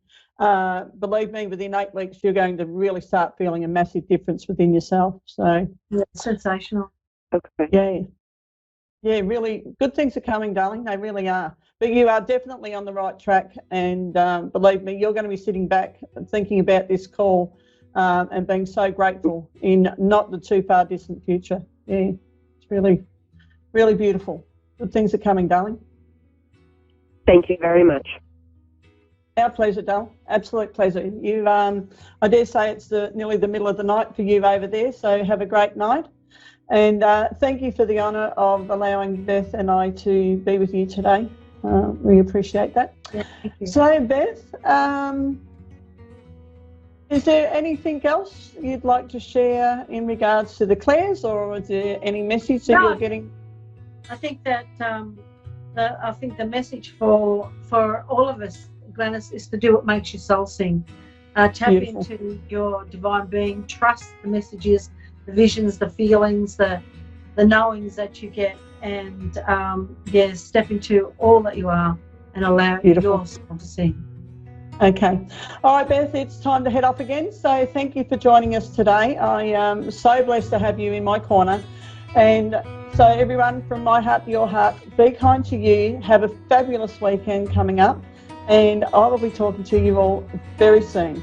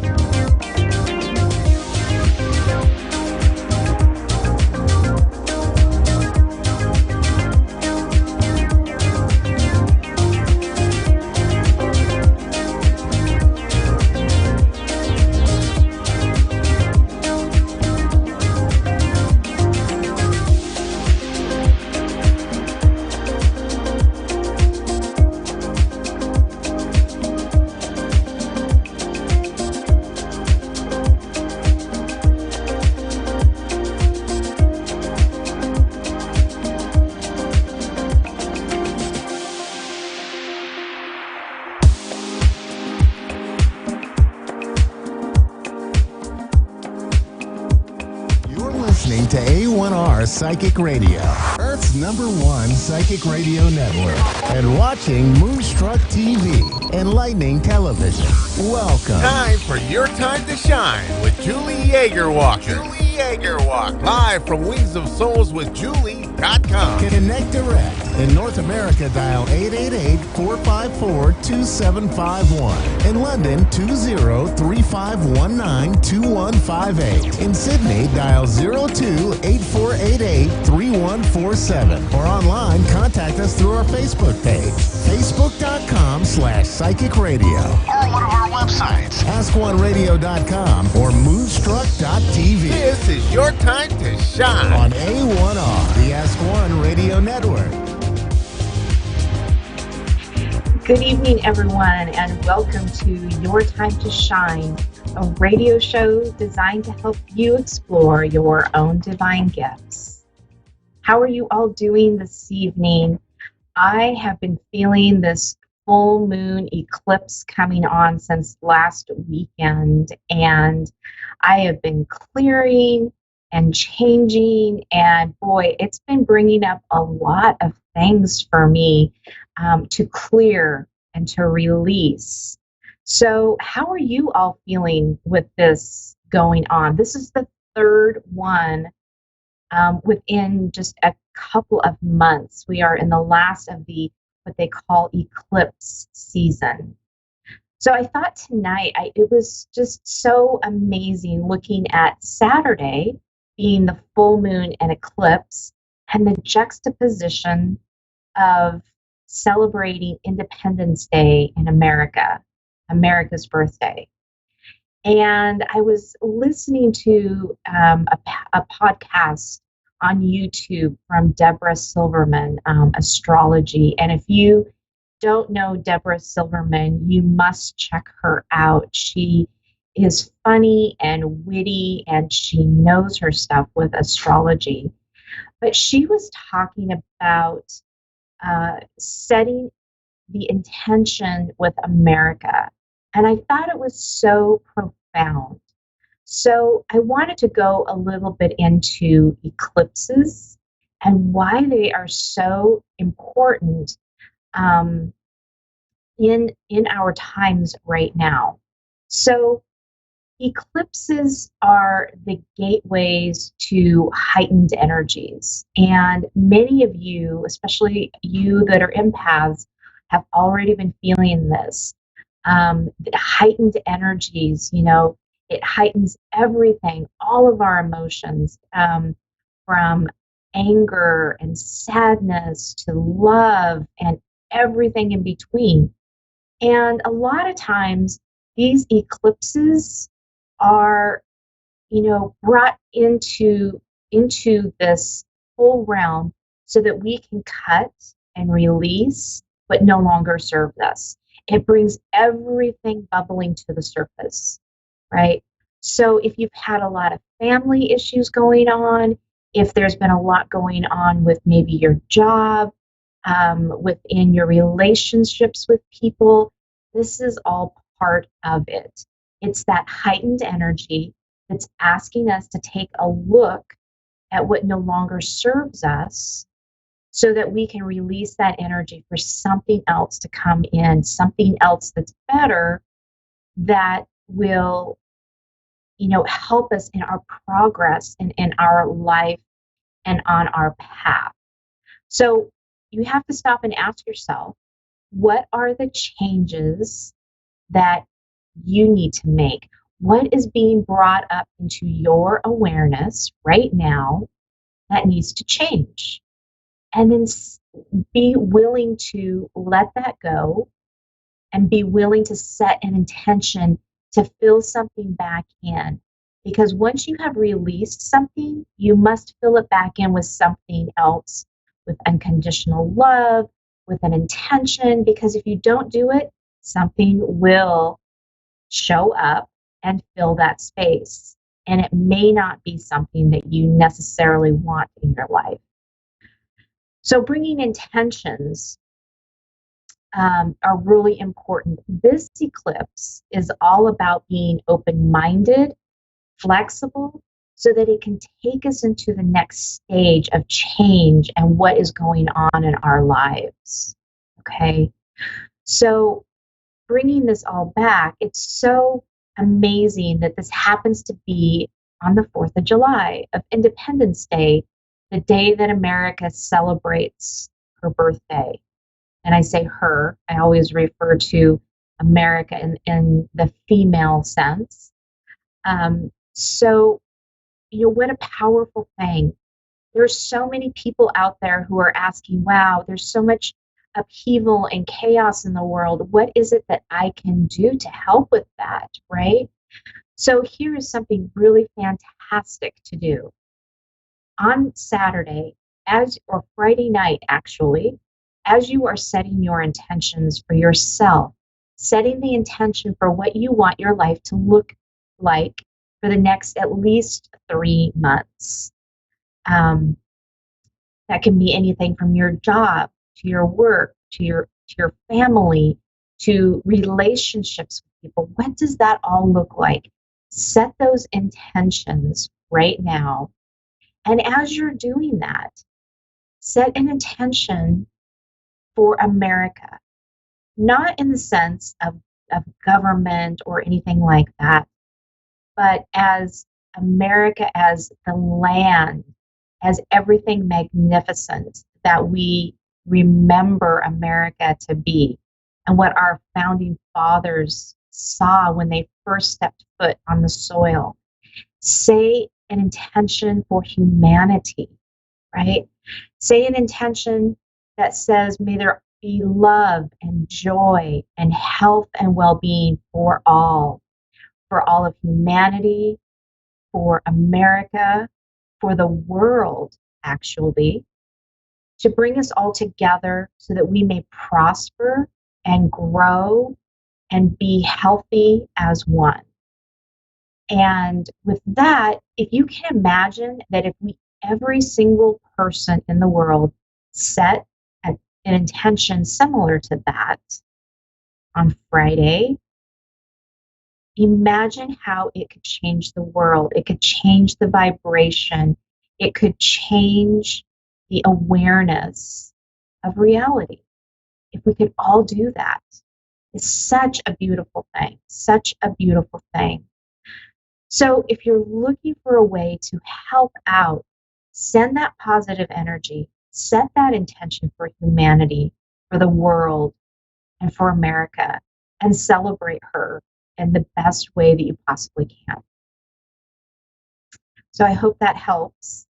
And with that, we're going to go to the phone lines tonight.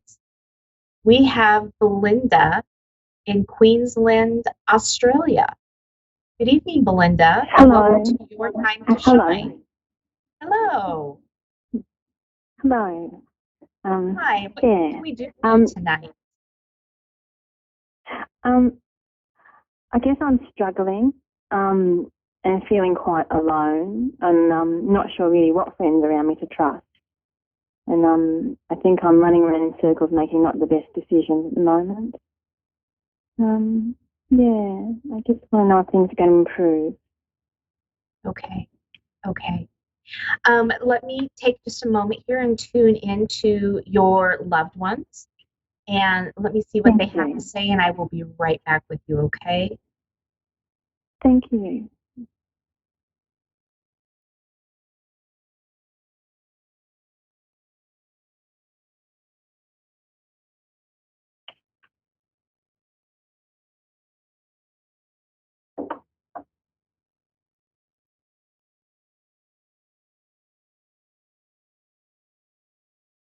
Okay, so Belinda, so the first thing that I am getting is that, you yourself are a huge empath, and you feel very deeply.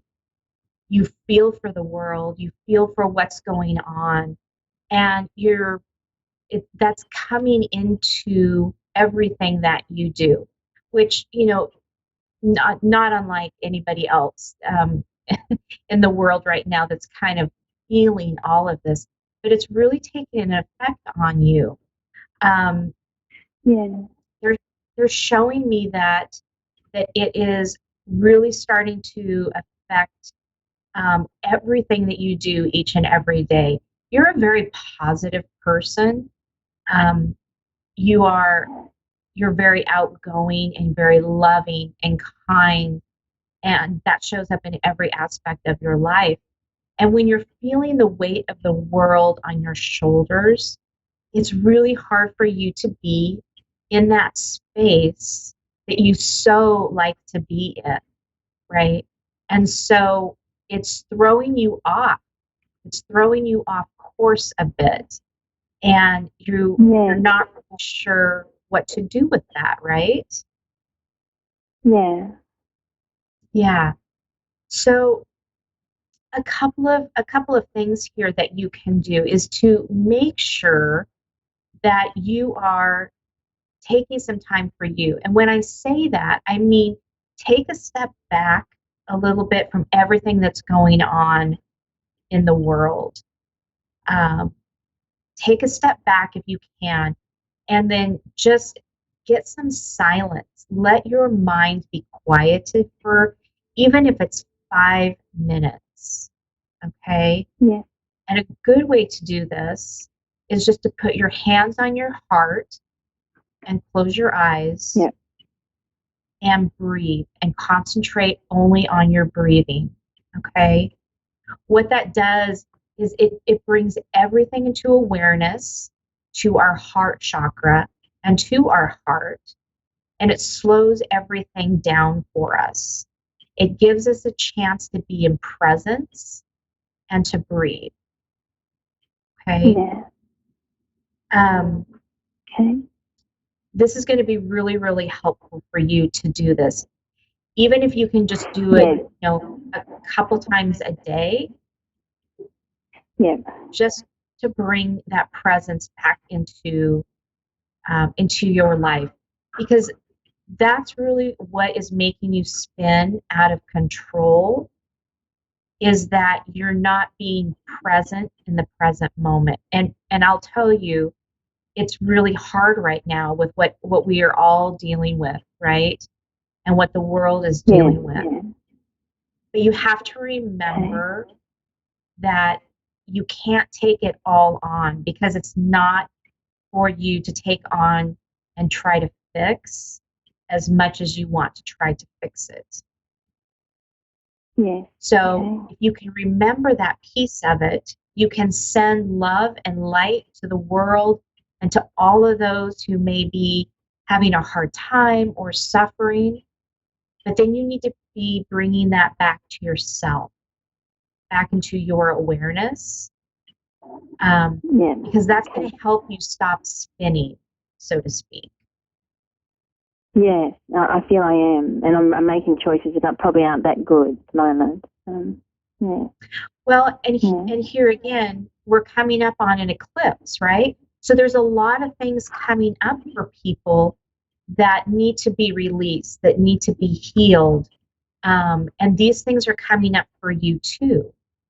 So if you can stop and recognize what it is that's coming up for you, what is a trigger for you, what is making you just really angry or sad or upset or frustrated. And there's a time in there where you need to be able to release that, relinquish it, and let it go, and set an intention on what you want to have in your life. Yeah. Okay. Do you see my friendships improving? I'm not sure about any of my friends really.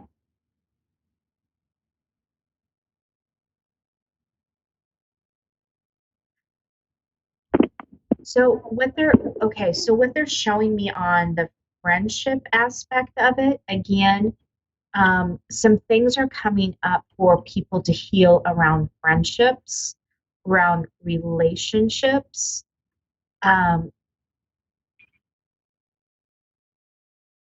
Again, I'm being shown that people are distancing themselves, but it's not because of you, okay? It's because they have some things that they're trying to clear and trying to understand themselves. And so in order to do that, they're pulling away a little bit. Yeah, okay. But I'm being shown that they're going to come back around, okay? Okay. They're going to come back around. Okay. Send them love. Okay. Send them light. And, see yourself and see them being wrapped in brilliant white light. Okay? Yeah, okay. I see things really starting to shift for you coming up in late fall. I know that seems like a really long time, but things right now for you are really, they're in this gearing up period. And so things are going to start showing up towards, I would say, like October, November time. And you're going to feel a little bit of a release and a little bit of a shift. Okay. There's one other thing. I recently opened the door to my family, but I feel that wasn't the best idea, and I've closed it again. So I'm trying to. Do you think that's the best idea?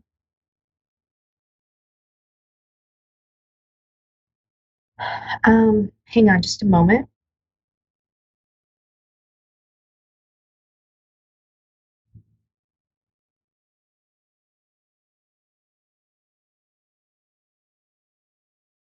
So there's been some circumstances with your family that is kind of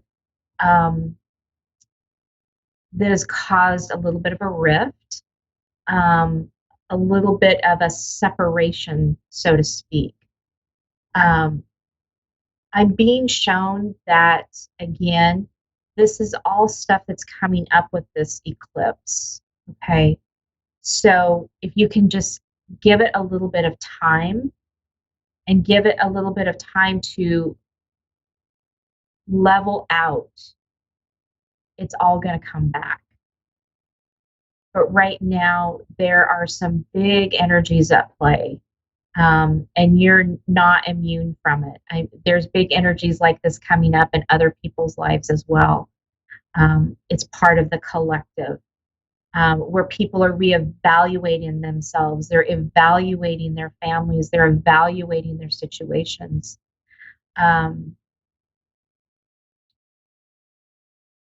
They're showing me that this is going to take a little bit of time to heal. It's not going to be something that's going to come back around real quickly. But they're saying be patient because it'll be worth the wait.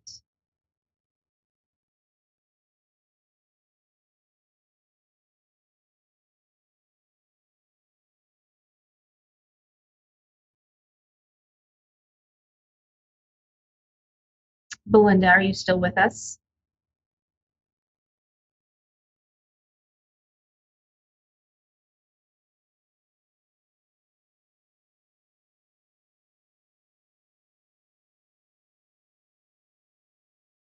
I'm hoping, Belinda, that helped you, that brought a little bit of peace to you. So I just want to say thank you so much for calling in, and do set your intentions for this eclipse because it's going to be really big, okay?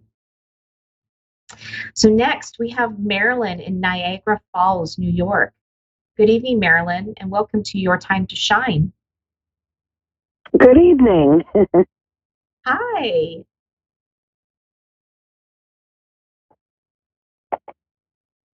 What can you tell me today? Are you just looking for something in general, or do you have a specific question? No, a little bit of everything. A little bit of everything. All right. Sounds good. So let me tune in and see what your loved ones have to say, and I will be right back with you, okay? Okay.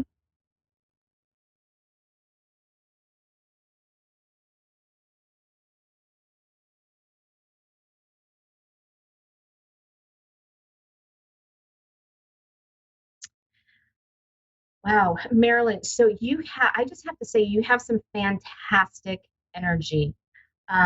Your loved ones are showing me, and I feel it as well. You have a really dynamic personality. You're very strong. You know exactly what it is that you want. You're full of fire.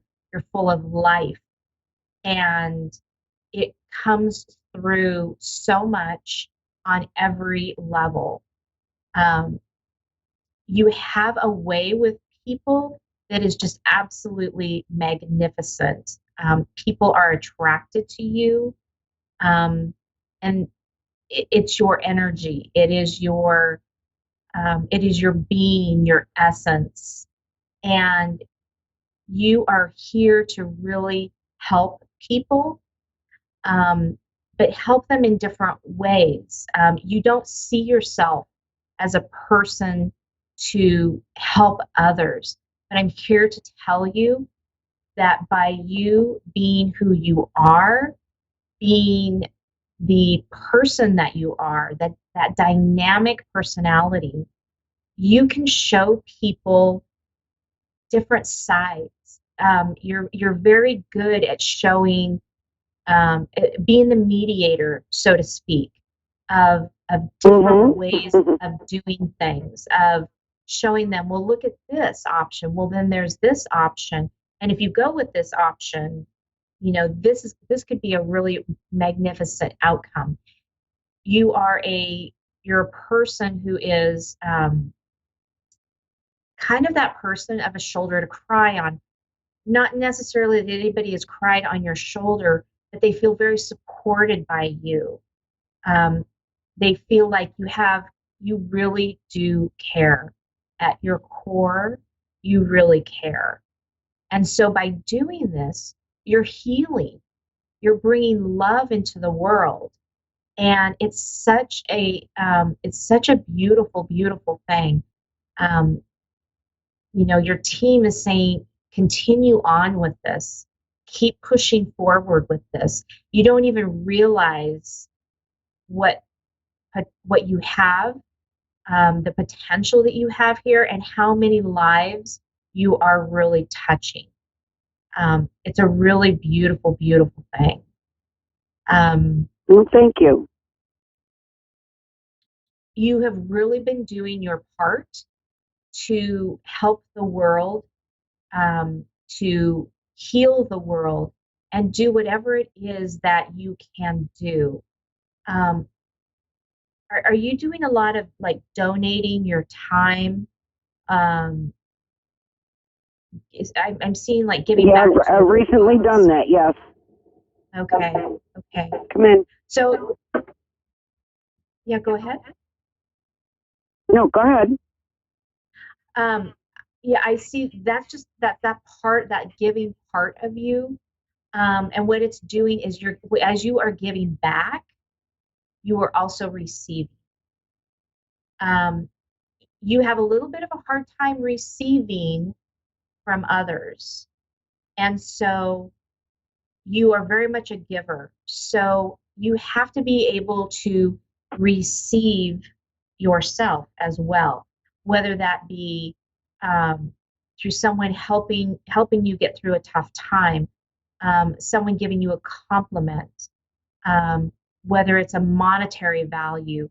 You have to be able to open up and be able to receive, because as you open up and receive, you can give more, which gives you more to receive. So it's that balance in the universe to be able to do that.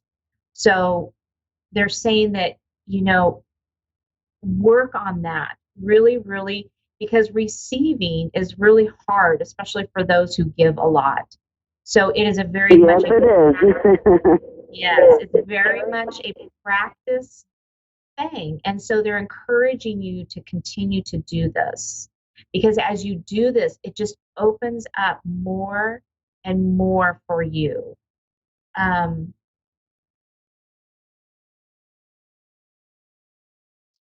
There's something around moving.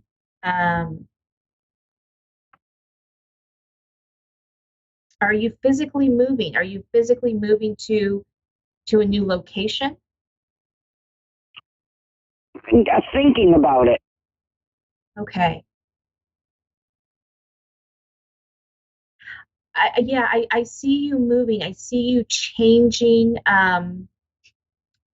It's really more about changing locations rather than it is about changing homes or houses or things like that. It's pushing you. They're showing me that it's pushing you in that direction that you need to be going. So if you've been questioning whether this move is right for you, I'm getting that it's going to be a really positive change for you. Okay. They say don't worry about what's being left behind. You can't really look at it as being left behind. It's not going to be left behind. It's just going to be a new chapter. It's just going to look a little different than what you thought it was going to look like. Okay, so they're saying it's going to look different. So don't go into this with any preconceived ideas. Be very open to this, because what you think it might look like right now may not be what it's going to be, but it's going to be in your highest and best. Okay. Okay. It looks like to me that you're moving into an area that's there's a lot of nature. I see a lot of trees. And that's what you gravitate towards. You're very much about the nature. And so I see you moving into something more like that.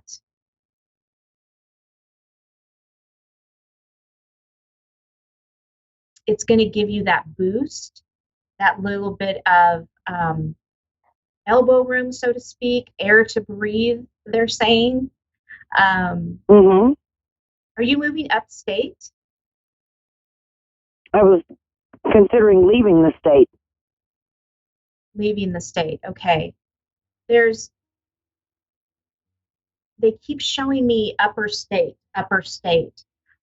So wherever this is that you're looking at going, again, I just see that there's this beauty of trees and water, and it's in an upper state. That's all they keep saying is upper state. No, it's a southern state. Okay. Okay. A southern state, the Smoky Mountains. Oh, lovely. Oh my goodness. Fantastic. Well, I definitely say, thank you and the best of luck to you on this, because I think it's going to be a magnificent change for you. I think you're going to thrive, really. That makes my heart so happy. It just feels so wonderful. Yeah, I've been there 3 times and just came back from there, and every time I go, I don't want to leave. Oh, I feel that. I feel that. Well, Marilyn, thank you so much for calling in. We're coming down to the last few seconds of our show. So God bless you and best of luck to you. Thank you very much. You're welcome. Well, that does it for us, everyone. Everybody stay safe and healthy during the 4th of July weekend. Set your intentions. Reach out to me on my Facebook page at Julie Yeager Walker Medium, or Your Time to Shine. You can always find me on my website at www.wingsofsoulswithjulie.com. Happy 4th, everybody.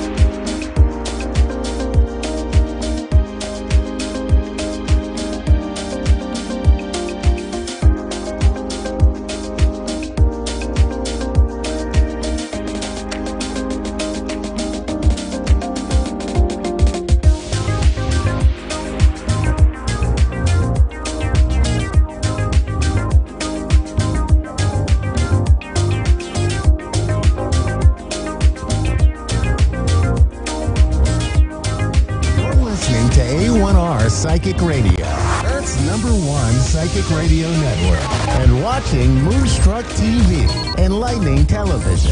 Welcome. Time for Avid Advice Live with Fia Johansson. Live from AvidAdviceLive.com. Connect direct. In North America, dial 888-454-2751. In London, 20-3519-2158. In Sydney, dial 02-8488-3147. Or online, contact us through our Facebook page, facebook.com/Psychic Radio. Or one of our websites, AskOneRadio.com or Moonstruck.tv. This is Avid Advice Live on A1R, the Ask One Radio Network.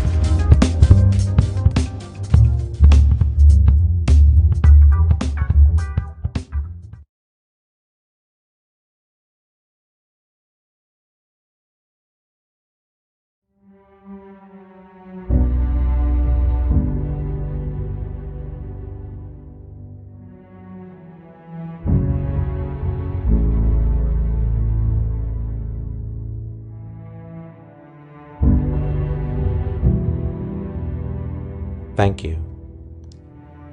Thank you, Mother Nature.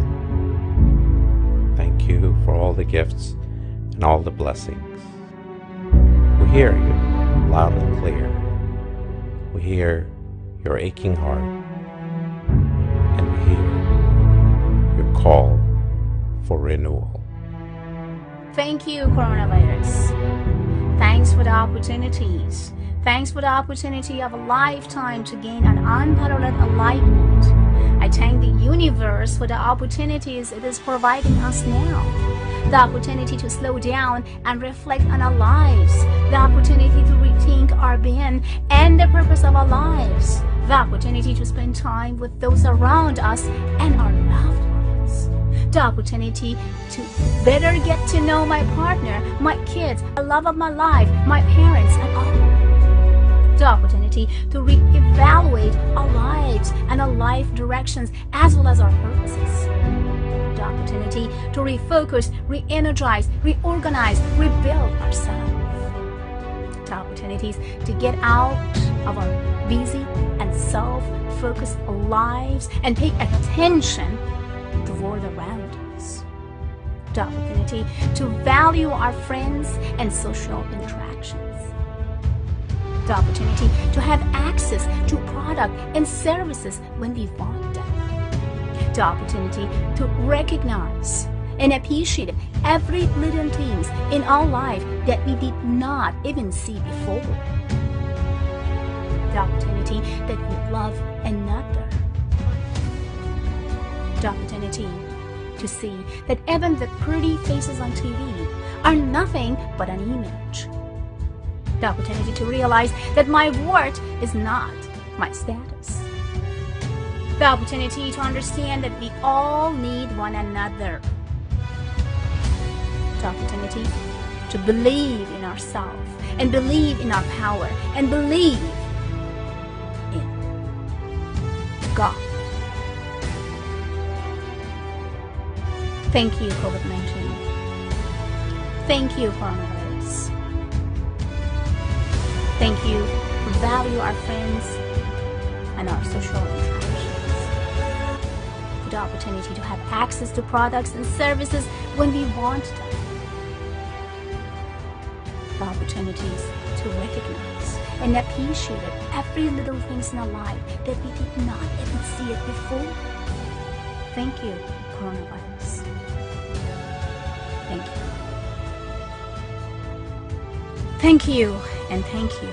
Thank you for allowing us to put aside all our problems. Thank you for stopping us. Thank you so much.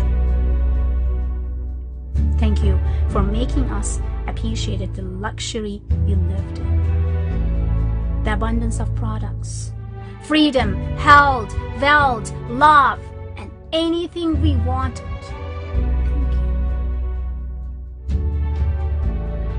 Thank you. Thank you. And thank you, coronavirus. The earth was begging us and begging us and begging us to stop for a very long time. And thank you that you helped the earth to breathe, to feel fresh and rebuild herself.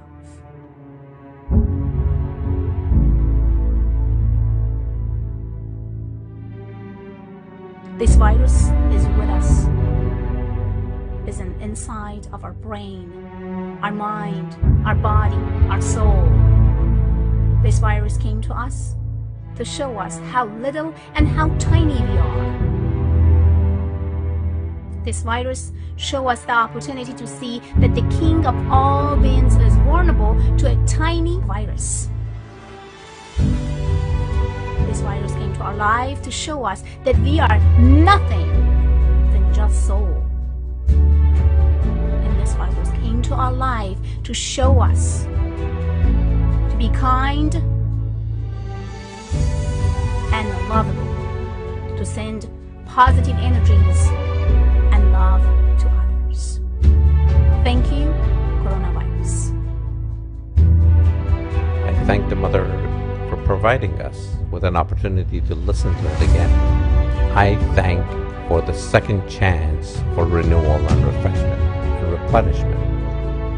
I thank the universe for cleansing and purging all the negativity created for so many years, the pollution, the warming, the abuse of resources, the waste and our ignorance to protect our homes and our community.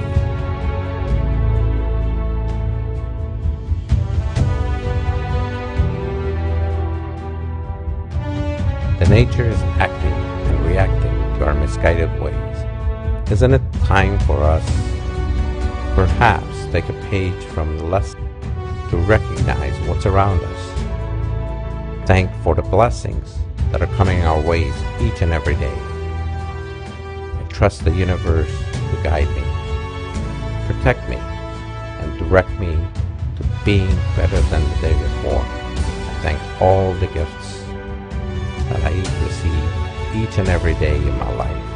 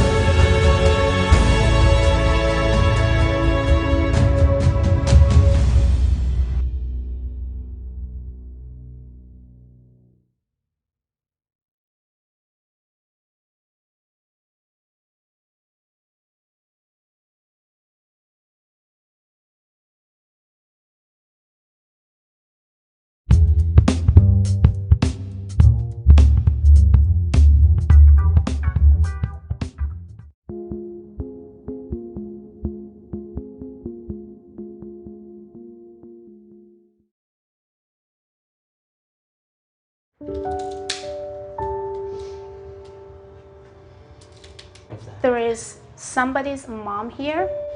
She directed to you right now. Fio is actually channeling my mother. I have her right now with me. She passed away 3 years ago. She says, forgive me. Hearing from my mom was amazing. What she told you before, 3 days before she passed? That she loves me and that she'll see me soon. She's directing me another woman in the room. Please. My grandmother was my mentor growing up. There's two women that directed by her right now. You and her. She's talking about the man that she was concerned, and she's still concerned, and she asked for forgiveness for that man as well. The man that she brought forward to forgive, that's my brother. She's telling you to stop being weak. Bring more confidence into your life. You know, we're all at different points in our lives. We've all been through different experiences, traumas, excitements, joy. She's proud of you. You're quick in something. You stopped something that was very hard for you to do. You wouldn't think that a few, like 10 years ago, that I was addicted to drugs. She says, I'm proud of you. Continue.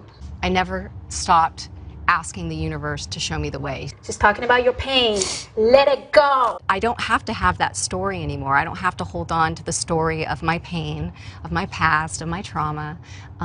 Today, I can let it go. Let it go! She said, can you forgive me? Yes. Say goodbye to all things that could stop you to succeed, to feel good, to connect with your soul. Say yes high. Yes. Loud. Yes. Louder. Yes. She's asking you, can you forgive that person? She's directing someone else. She's directing a man. She's directing someone. Can you forgive that person? Can you forgive that person for her? Loud. Yes, I forgive him. Why you do forgive him? She want to know. I forgive him for myself. You are worthy enough to do everything for yourself. Not for anybody else, for yourself. I know that takes a lot from her, but she gives, and she gives, and she gives. She's asking you to be strong, to be powerful, to be connected to your soul. You don't need anyone's affection and approval to be perfect. You are already perfect. Believe in yourself. Yes. Just say, yes, I do believe in myself. Yes, I do believe in myself. Louder! Yes, I do believe in myself. Louder! Yes, I do believe in myself. And I believed in her.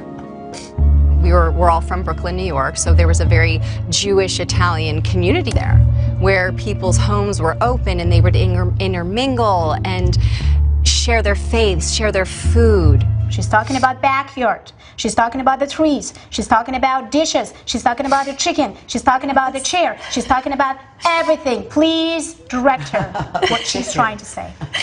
Nana's house. Nana's. My mom's house. We all lived together. I mean, they lived there with my mom and my dad. They were always together. We were always together. Always cooking. She actually made a better chicken parmesan than my mother. Yeah, hers is better. Hers was but don't tell her that. Yeah, don't tell my mom that. Don't tell Nana. There is a power in sadness. There is a power in pain. And the power comes when you overcome it. Talking to her really, really helped me, I think. It's definitely gonna kind of just clear my mind of all the negative thoughts that I had.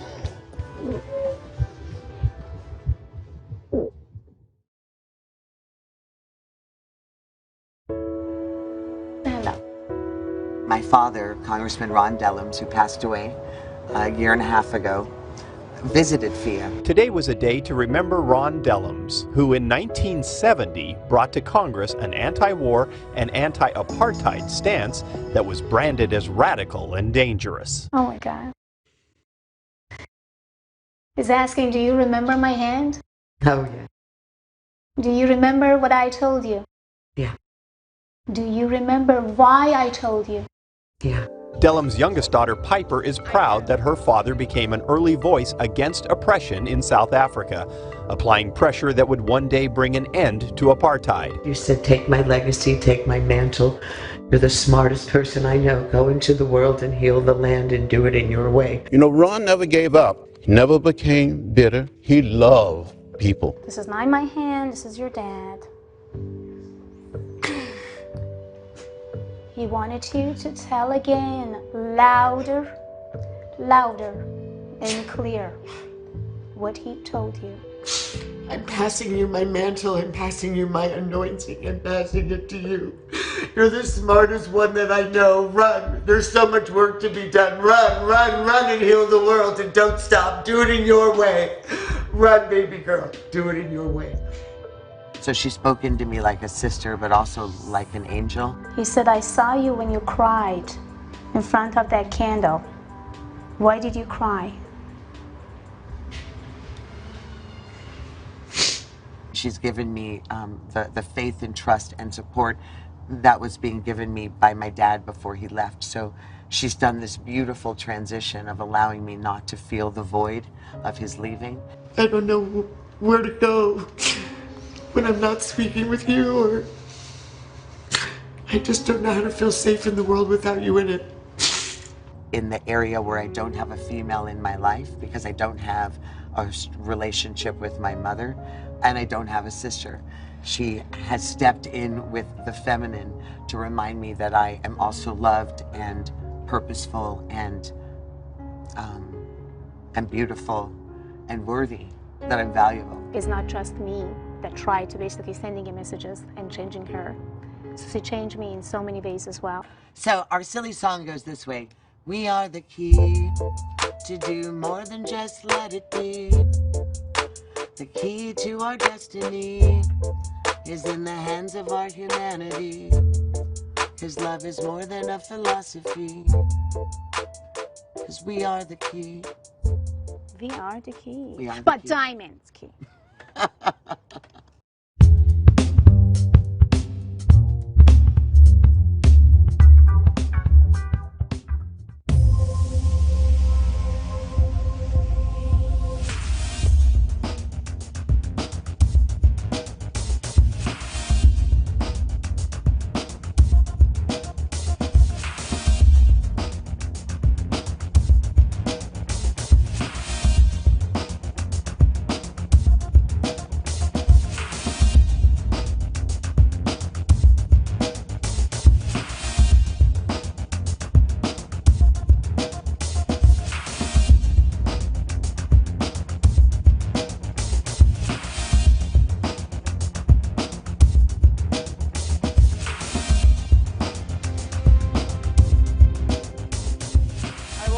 Times Square today. I am your host, Greg Roulette, and I am very excited for our next guest because she is known as the Persian Medium, the subconscious mind surgeon. She's a motivational speaker, clinical hypnotherapist, and celebrity psychic medium. This is going to be a fascinating conversation with my good friend, Fia Johansson. Fia, how are you doing? Welcome nice to the to show. meet you. Thank you. I'm so excited to talk about what you've been up to because you've been getting some major attention lately, some amazing work with law enforcement. You've recently been featured in Forbes, Wall Street. Like, what's going on? Like, let's just start there. What's been happening with you? Yeah, I'm shocked too, to be honest with you. Yeah, I'm honored to be featured on Forbes magazine and also co-authoring with Jack and Phil. And at the same time, I find my purpose. Yeah. And my purpose was about to help others. And I started my career with law enforcement when I was at the age of 17. And I started in Stockholm. And when I came to US, I feel that I have to do the same because I do have a gift. I could help people, 1 million of them worldwide. Yeah. And why not? They need me and I need them to make them to feel good, relief. And then every families who reached out to me because of their missing persons, because of a lot of other individual cases, the most important part was if I can bring any relief and Right. any happiness to them. Yeah. Which for me was a blessing when I could feel that I could at least actually give them some closure for their thought, their emotional feelings, and then, you know, connection with themselves again. Exactly. Yeah, families, we need a lot of that right here, right now, today. Why do you think this is all happening now, right? Was it a certain case? Was it just you saying, I need to break? Like, why is all this attention coming your way now? The books, the media, the new business, like, why now? I've always been around media. But this time, because of a couple of cases that I can't mention because of the security reason, I've been very known. And those cases been kind of huge cases. And Forbes got attention. That was a blessing. Yeah. And that was the feeling actually that I had. And then they reached out. They wanted to feature me. And Then after that, everything. And I'm actually going to be featured on Wall Street Journal in July. Wow. So I had an interview with iHeartRadio today. They reached out after they saw Forbes, and it was amazing. People ask me, are you just finding missing people? Or are you kind of like just working with the law enforcement? No, I don't. I actually work with individual cases with people, like when people wants to talk to me and communicate with me, ask me about anything and everything. Yeah. It could be their love life, it could be their investments, it could be any other type of the cases, like as a business entrepreneur that they do have. So that's what I do, actually help them So out. when does someone seek out a medium? At what point in their journey, whether it's for a missing person, for a loved one, for like their own life, when do they seek you out? Are you the last resort to help get me closure to the case, or are people starting to really see the value in bringing you into a case early? Definitely when all the cases are starting, so they know already about like what's going on around that case. But sometimes it's very hard to put all the puzzles together to find that specific person or that specific crimes. So that's why, especially cold cases, so that's why when I came in the middle, I'm receiving those messages, I'm connecting, and at the same time, I help them to put more puzzles together and more communication with people, and that would make them to succeed faster. Now, is this something that law enforcement has been using for forever? Is this something new to them? It's not something new. CIA actually used psychics for so many years, and also other law enforcement also using psychic. Google using psychics, and but it's not every person. So you have to have a talent, you have to have a gift, and they are not a joke. If you are not deliver, if you are just pretending or acting, nothing good is going to happen. So you have to have the gift, you have to have a talent, and they want to see the proof and test. Yeah. And believe me or not, you know, I think and I believe so strongly, law enforcement, they do have some psychic abilities by themselves because they knew what's going on, but they are not really believing in their inner voice or their thought and subconscious until they get in connect, example, with me, and I'm just like, well, you already found it, but you pass it down. Why? Because you doubted about it. So we do all have. We are based on energies. We pick up energies. We're receiving energies, but we have to listen and we have to connect with that energies. What do you think it is that makes you unique? Like, why do they bring you in for these cases? Because I'm stubborn and because I'm telling law enforcement what to do and not to do. And if they are not listening, I'm getting out from the room. And they know me. People who actually worked with me in the past, they know I'm real and I'm serious. People who may just shaking hand with me just because of other sources that have been interviewed or introduced by. So then they kind of like, it takes time for them, maybe about 24 hours or 48 hours to get to know me. After that, they would say, well, whatever you says, yes, we do. I love that. And the stubbornness is taking you to really good places right now. I love it. Where do you want this to go? Like, so the writing the books, the getting the attention, working with law enforcement, working with, like, where do you see yourself growing this? I have no roof. There's no roof for me. And as long as I can help other people, that's exactly what life is. I mean, I think I do have a gift just because of one purpose. Just be there for people and let people bring love and happiness to you. And as long as I know and I feel and I breathe, I would love to help as many as I can. So people who want to talk to me about their personal issues, because I'm a clinical hypnotherapist too, so I'm removing addiction, any type of addictions with hypno. Yeah. I'm also actually having master degrees, psychologist master degrees from actually University of Stockholm. So basically, I can do a lot for people as far as I did all my life. Like at the age of 7.5, when I found about my abilities. Yeah. From that time until now, everything is just rock for me. I love that. Now, this is a fun question we ask everybody on the show. If you could go back in time, right? So whether this is you just starting your business, maybe it was when you were young and you found out these abilities. If you could give yourself a piece of advice, knowing now what you know and where this has taken you, what would you tell yourself? Be your own leader. Lead yourself and always be yourself. Never try to pretend to be somebody. Never try to change yourself just because someone or somebody or some country wanted you to be. Bring your unique personality. Tap into your talent and energies and just bring inspiration to people. When we are sending love and inspiration, we are receiving the same.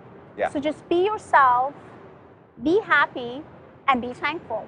I love that. Now, if someone is watching this right now, and I know they are, and they're like, I need a Persian medium in my life. I need her to help my organization. Like, where can they learn more? Where do they see how you can actually help them? I do have a platform named Avid Advice, A-V-I-D Advice, avidadvice.com. So people can reach out through my avidadvice.com platform. I do have Instagram, Persian Medium, basically. Just type Persian Medium. Love it. I have over 1,200,000 followers already, so I would love to have more followers. So, and also avidawakening.com is my place in Corona Del Mar, Newport Beach. Okay. But right now the waiting list is about like February 23rd, 2020. But people who would love to meet me face to face, I would say go to fiona@avidawakening.com, send an email, and I will be there for you in no time. Lots of different ways to learn more, lots of different ways to contact you. Please reach out because she can help you, whether it's getting closure or learning more or getting that insight into what you need to know. Fia, thank you so much for being a guest here Thank you so today. much. Thank you. Definitely. And we'll be back with more from Times Square today in just a minute.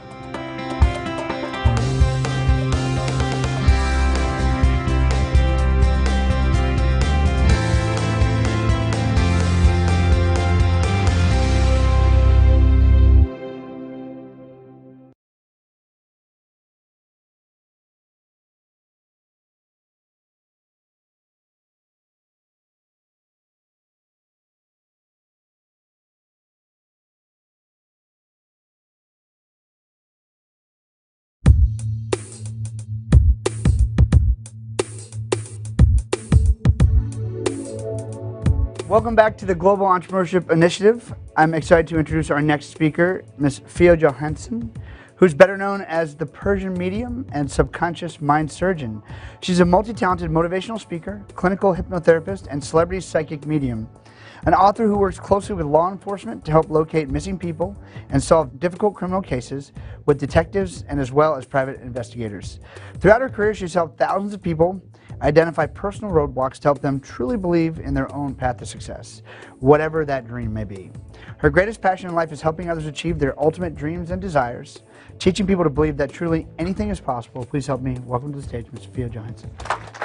Welcome back. Did you know that police departments across the country and even the CIA sometimes turn to psychics to help them solve cases? Victims' families looking for answers also turn to mediums for closure.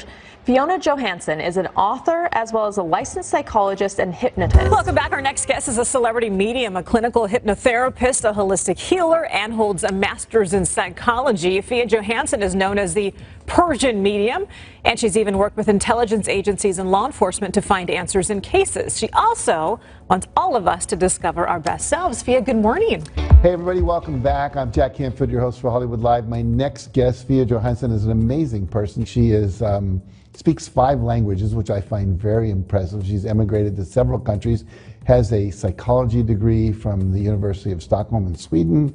She is a hypnotherapist, clinical hypnotherapist and healer, and God knows probably other things I don't even know about. Hi, welcome back to Times Square today. I am your host, Greg Roulette, and I am very excited for our next guest because she is known as the Persian medium, the subconscious mind surgeon. She's a motivational speaker, clinical hypnotherapist, and celebrity psychic medium. This is going to be a fascinating conversation with my good friend, Fia Johansson. For centuries, it's believed that mediums have been able to mediate communication between spirits of the dead and living human beings. People usually recruit mediums to help them get in contact with family members or friends who have passed on. But celebrity psychic Fiona Johansson is also using her abilities to help law enforcement solve cold cases and help exonerate and free innocent inmates. And Fiona is joining us now. Fiona, welcome to the show. Thank you for having me. How are you doing today?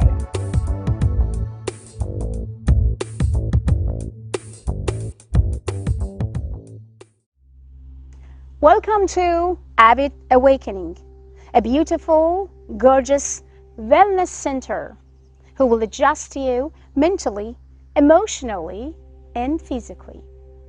Also, it will help you to manifest your finance, anything and everything you desire for. This place is a very beautiful place which is located in Corona Del Mar. So please book your appointment today.